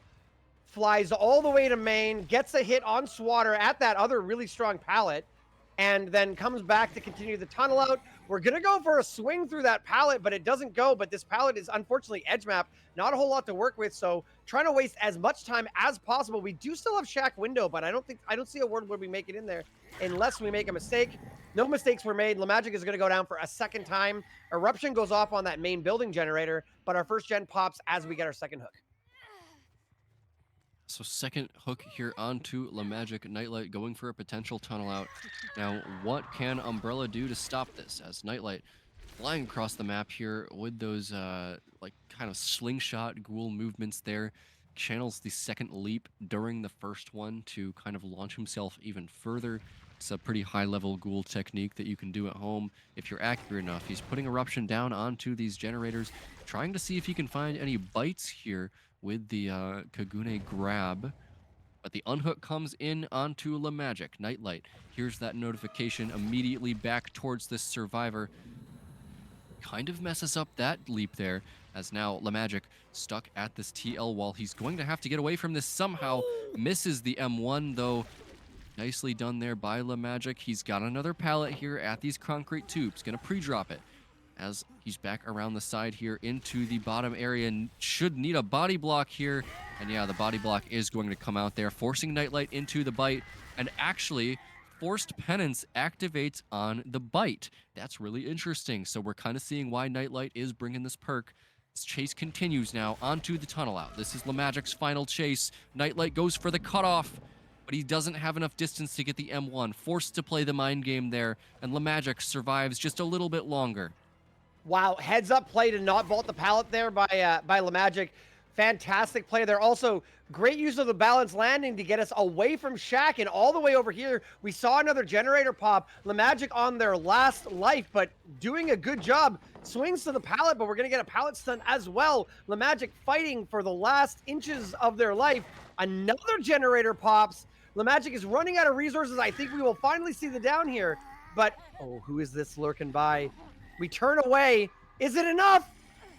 It is enough for the Champion of flashlight Light. save! That flashlight came in so fast. He slid with the Champion of Light fixated. Insane play from Swatter. He does not get that without those perks. Wow. And another body block coming in. Wow, the survivors of Umbrella pulling out all the stops to keep Lamagic alive. They only have 2 generators left. Everybody's injured, which is what you kind of expect, but this has bought them so much time, Prion, to get more progress done when we've still got some good pallets here. Lamagic is playing fantastically. Nightlight maybe getting a little bit worried, a little bit desperate, a little bit concerned, swinging through some pallets and taking some stuns that aren't necessarily needed to take. Going for an ambitious swing there. Yeah, you cannot play that pallet. Main building. It's not playable. Even with Bloodlust here, Lamagic might make it back up to this other pallet. Okay, Nightlight proving me wrong there. He is eventually going to outplay that with the Bloodlust, but Lamagic going to be put up on his final hook here, but only 1 generator to go. And what is the progress from the survivors? Looks like they are doubling this gen over by the concrete tubes. They have 2 gens with high progress there. Bite coming in onto Grenout. This is such a high octane set, Andrew, as the Eruption going to come in there onto the gen. Grenout immediately starting to mend as Nightlight has an idea that somebody is doubling the other gen furthest away from him. Hardwell and Swatter pre-running away from the gen as Nightlight going to be trying to play this slow, putting down the Eruption as straight back over to Hardwell now. Nightlight needs to commit to something. He's got a lot of injured survivors, but he needs to actually do something about it there. Firecracker comes out. Nightlight mind gaming that pallet out of line of sight. Really nice mind game there from him. He's going to get this down, doesn't make it to that underground pallet, and he's going to be slugging. Ghoul is so good at slugging.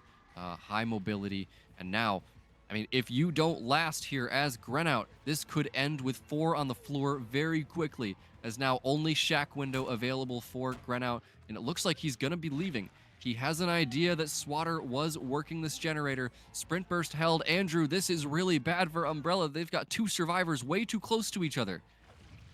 Hardwell died in the best possible place if you're going to try and force the pick. Also died in the worst possible place if you want to go pick them up, because they are down across the map, down a hole in the ground, down in the mine. So we see Grenout cross the map to pick him up, but now we're going to get it down on Swatter. We know that the pickup just came in, and we know how much progress is on both generators. We do pick up, and we're going to take that pain res near shack. So we're going to start one of these gens regressing. Good recovery by Umbrella, but they're not out of the woods yet. We got to imagine we're headed back to that active generator by main. We are, but immediately does a U-turn and swings back to try and stop the quick unhook, which we know is coming into play. Can we sniff out Grenout here? It looks like Grenout not getting found just yet over on the edge map there.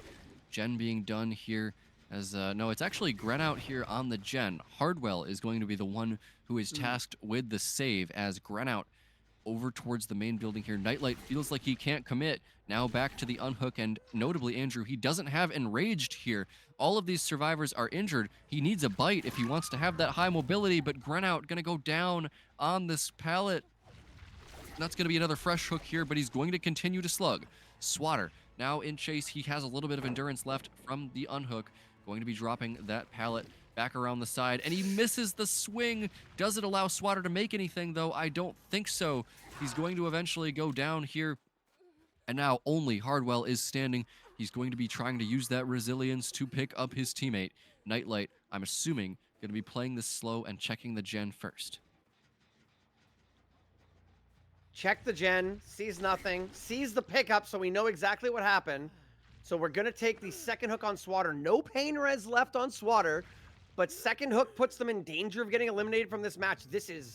Everything is hanging on a knife's edge here. I don't know if Hardwell assumed that the hook was coming into that hook there. So we're going to go down very quickly. Because of the cutoff. What a cutoff there from Nightlight. And we're going to get the unhook, but we know where everybody is. If we can get it down here on Grenout, we're trying to body block. Okay, we're going to put him into deep wounds, so now you can't play that game anymore. If we can get the down here, we're going to be down to no one on the generators. This is looking like 4K1. This is looking like a massive comeback from Nightlight after that really strong flashlight save that completely turned the game around for Umbrella. It is obviously not over yet. We're trying to get 4 on the floor, like you said. That pallet over there is pretty strong. We're just trying to zone both survivors away from getting the pickup on Hardwell. As soon as Hardwell gets up off the ground, we will be in a little bit of a rougher spot, and Nightlight knows it. Nightlight is going to put Hardwell on the pain res hook and then try and close these out. Both Grenout and Swatter bleeding out right now, need to mend. You see the men come through on Grenout, and Swatter's going to be doing the same. Yep, and this is the gen that had the most progress before Nightlight checking it. It's almost zeroed out here, so really good position for him. He's able to find a survivor going for the unhook here, as now it's going to be Grenout in chase again. He's still got this relatively strong pallet, but he's not going to play it correctly. That other side is pretty safe. There's no unhook going to be coming in just yet from Umbrella here, as Nightlight getting up on top of this little mound, looking for that savior to come in. And if he sees Swatter at all here, it's game over. Swatter, the correct play here is to stealth over to the pickup. You don't want to go to the hook. That's not going anywhere. Nightlight does not always know where the pickup is going to be, so that's going to be the safer play here for Swatter. Going to be walking through the main building here. Very smart play from Swatter. He's going down into the mine here. No way for Nightlight to see him unless he hears him from directly above. But if he does that, then he's away from the hook. So good position here for Umbrella, all things considered. I mean, as good as they can hope for, Andrew, in this situation where Nightlight is kind of bleeding them out. The mine in this map is such an incredible resource that I think is under-noticed. What a fantastic play there. We need to cross the map. It's the only place in the map where we can cross out of line of sight of the killer. We get the pickup. Grenout is now down here in the mine. This pallet is not too strong, but that gives Swatter a chance. Swatter's on the generator. I thought Swatter would go for the pick. Okay, now Swatter's going for the pickup. I think we just But stopped the regression. this might be too late, as I think it's the too hook late. is going to come in any second now. He's probably going to be able to at least get the pull, but it might be a trade as Nightlight getting the hook any second now. Pull going to come in onto Hardwell, and yeah, Nightlight is immediately right here. I mean, maybe no, he's not even able to take a body block because of the elevation, and now only Hardwell is standing. Nightlight going to be looking to secure this 4K1, bites him over the window to get the enraged mode activated, and now Hardwell in the final chase of the game, and Nightlight still hasn't broken this pallet, Andrew. Just wants to he's listening to us and wants to prove us wrong, saying you got to break that pallet. Well, it looks like we're not gonna. Great, I love this. Watching Hardwell's perspective here, great check spots. Oh, but what a mind game! Hardwell goes up the stairs, drops out, and downs Hardwell at that god pallet, quote unquote god, not so godly pallet. Yeah, you know what, And we're gonna Nightlight, get a 4K1 you win. You don't need to break that pallet ever, I guess. ever.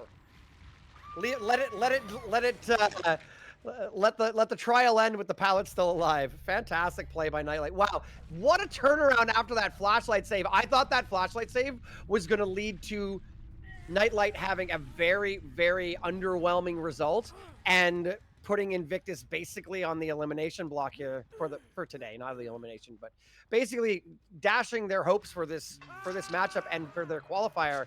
But as it stands, 4K1, all they got to do is complete all the generators, and Invictus will have come from behind twice to secure their qualifying. So, wow, that was wild match. These have been some of the best matches today. My God. Great stuff from Nightlight there. I mean, he's giving his team a very doable win condition here on the Ghoul. And I mean, since Ghoul is such a well-loved killer for Nightlight, you got to imagine that his teammates are going to be very strong against it as well. Interested to see who is going to be playing this for Umbrella, as the win condition for that killer is going to be 4K2, as Nightlight was able to get them all down with one generator remaining. So honestly, a tie is not out of the question here, Andrew, as much as I hate to say it. Yeah, 4K1 for strong killers, 4K1 is one of those very very tieable very tieable win conditions, and we saw it with Vecna, both 4K1s. If you get a 4K2, 4K2 is pushing it a little bit. If you get a 4K0, okay, well then it's there's a bigger gap between getting all the generators done and getting someone out the door, I find, typically. I think it's once the gens are done, now you've got two doors, often in multiple different locations that are hard to patrol, and if you have healthy survivors, etc. But 4K1 might be the most tieable win condition possible. So um are we going the distance? Are we having the longest possible the longest possible matchup? I mean, not I guess we could have tied more matches, but having a best of five and playing a total of six, if you take into account the fact that we'll have at that point we'll have played two extra trials, but um, we'll have to wait and see. I don't know what to expect. Do we know who plays Ghoul for Umbrella? Are we going to see Grenout come in as their kind of as their main killer, or are we going to see someone who specializes a little bit more? Yeah, it looks like Nightlight is still on the killer in this lobby for some reason.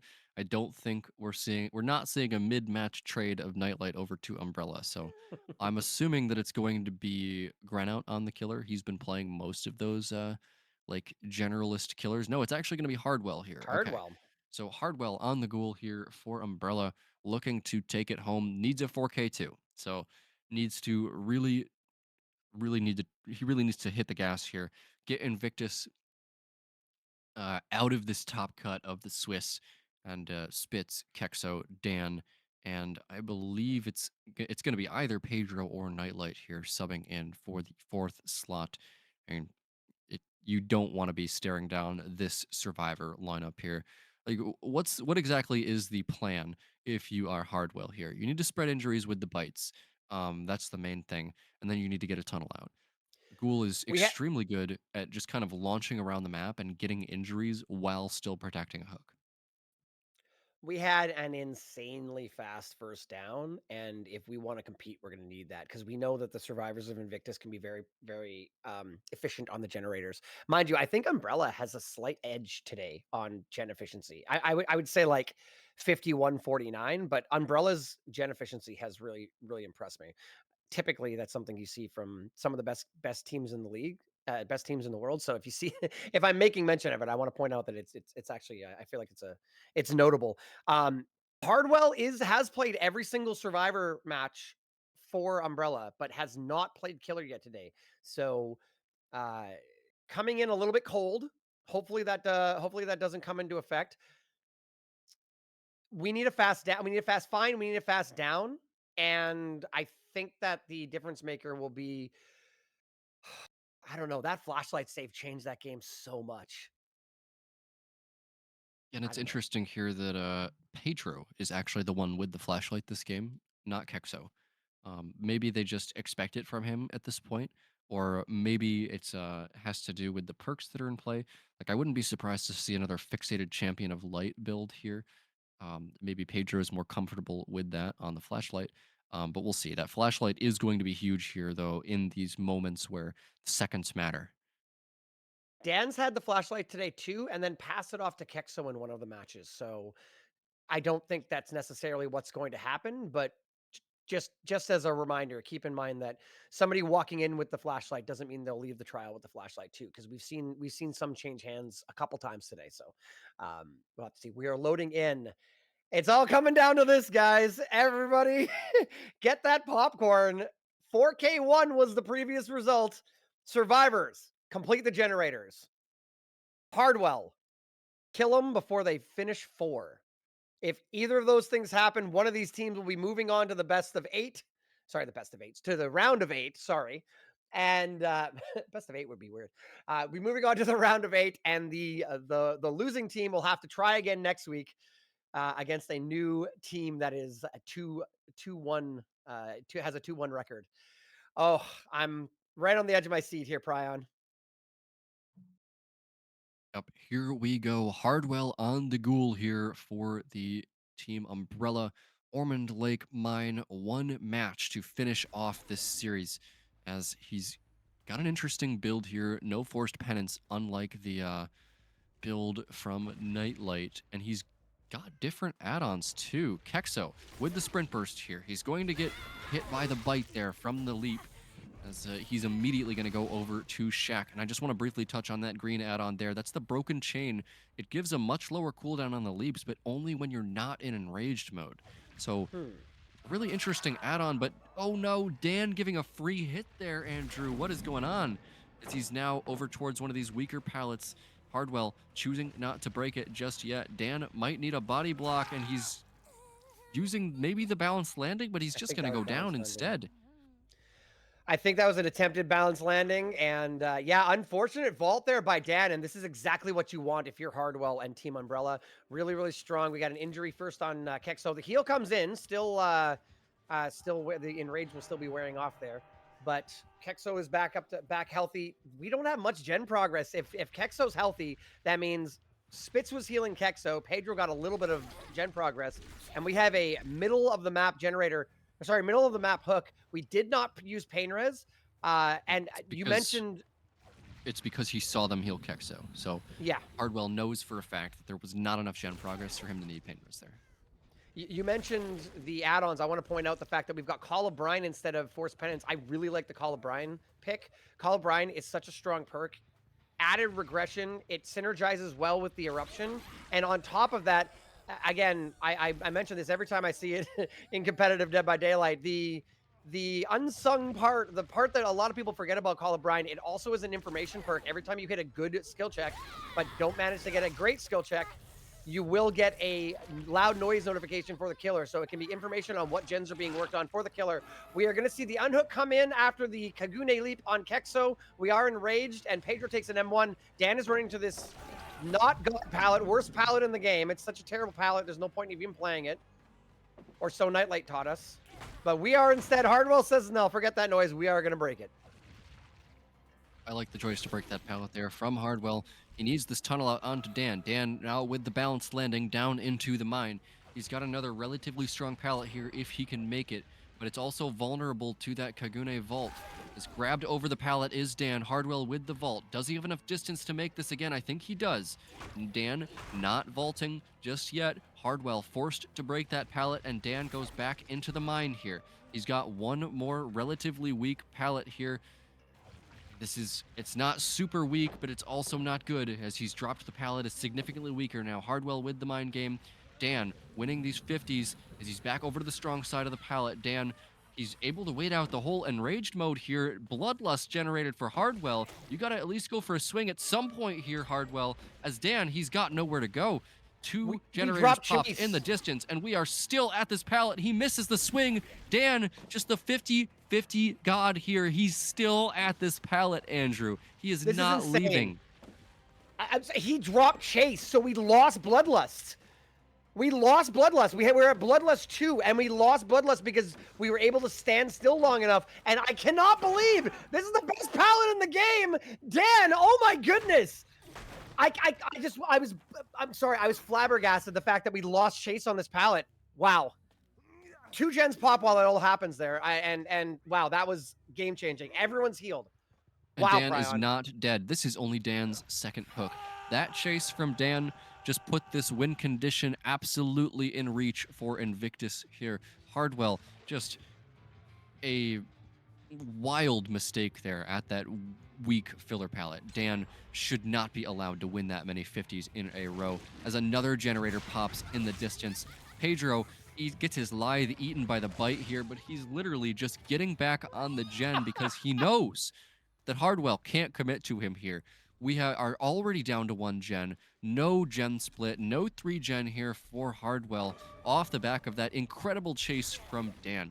And like, you play against Invictus, you think that, okay, Dan is like the in-game leader. He talks a lot. Maybe he's not one that's like the best in chase, but no, you're wrong. You can't chase Dan either. There's no good chase to take here against Invictus. You simply have to overpower them no matter who you find. As Hardwell getting the bite here onto Kexo, starting to put down that Call of Brian eruption onto the gens, but look at this split, Andrew. We know that Pedro is cranking this one over here. Unless Dan gets found and killed like very soon, here Invictus has this almost in the bag. There's that Call of Brian notification that I was talking about earlier, but all that does in this situation is tell Hardwell that you're on the clock, buddy. They're getting that gen done. You know it's happening. You can hear them on it. We're going to play this. We are going to get it down on Pedro. We get the eruption goes off on that generator over there, but that's only 10% extra. With 2 survivors, 10% does not last very long. Looks like we had to get off the generator. Keep in mind, oh my goodness, Dan cranking the 3rd gen in main. 75% done. Dan does have his pain res left, but I don't think we're going to get any pain res value this game unless this down comes in immediately. That generator in main is going to pop. It's going to happen any second now. Pedro is up off the ground. No stages need to go out the door here for Invictus. This generator is the win condition, and that is it. Invictus coming back 3-2 over Umbrella. What a game from these survivors, showing us why they are the best in the world. Most consistent survivor team on the planet, in my opinion, as the door is basically already done here for Kexo. Kagune swipe there onto Pedro, not going to do anything as he still has this Ormantile pallet with a flashlight again. Gets grabbed though. Flashlight into the vault in and gets the grab. What a phenomenal game by the survivors of Invictus. They had their backs. They've been down all day. This is the first time that they have taken the lead, and you don't gotta win the first set. You don't gotta win the 3rd set. You just gotta win the most sets. And they did today. They win 3-2. What an explosive matchup. And Invictus will be our first team in the round of 8 going on in the winter circuit. They get a well-deserved break while the rest of these teams sort out who's going to join them. Exceptionally well played by both teams. I will be shocked if Umbrella doesn't join them in the round of 8, but they're going to have another chance at it next week. What a game! I cannot believe the ghoul sets of all. We had we had the insane flashlight save that led into an amazing chase that prolonged the game and led to getting most of the generators done. And then we had the weak, quote unquote, weak pallet that Dan managed to drop chase on in the mine and basically win the game for his team. Exceptionally well played by both teams, but Invictus edges out Team Umbrella. Yeah, and I have no doubt that we'll be seeing Umbrella in that top cut of the Swiss relatively soon. They really gave Invictus a run for their money today, and I think in their minds they definitely had this game. They have the potential to surpass Invictus for sure. It's just at the end of the day today, Invictus was just that much more consistent, able to outmaneuver them in this protracted best of five. And overall, just what a game today, Andrew. Every set was fun to watch. And I mean, that's not it. We still have another game today, and I think it is going to be you and I are going to be leaving, right, Andrew? We are. We have Heather Lara coming in with the 6-7 king himself. Direwolf is going to be coming in to cast the We next. almost made it a whole match without anyone saying those numbers. I only said it because I know. I'm so sorry. I said it because I know he's going to say it about 100 times. We've got Praxis versus Elysium. We're running it back again. We're going to be doing another best of five for a qualification. So whoever wins that match will join Invictus, and likely I believe whoever loses that match will then be actually no, don't quote me on that. It could be multiple different people, but whoever doesn't make it will be going for it again next week. But yeah, we'll have Dyer and Heather Lar coming in right away. Prion, it's been a genuine pleasure, and I look forward to seeing more of this tournament with you. Yeah, it's been great today, Andrew. Just what a match again. But don't go anywhere, guys. We've got great casters, like Andrew said, coming up for you in this next match. It is yet another who is getting into the top cut of the Swiss match here with two incredible teams. I would imagine the quality of the game is going to be just as exciting as we're going to be throwing it over to a break here. Thank you for listening to myself and Andrew cast today. It was a pleasure, and we will see you soon with a new match and new casters.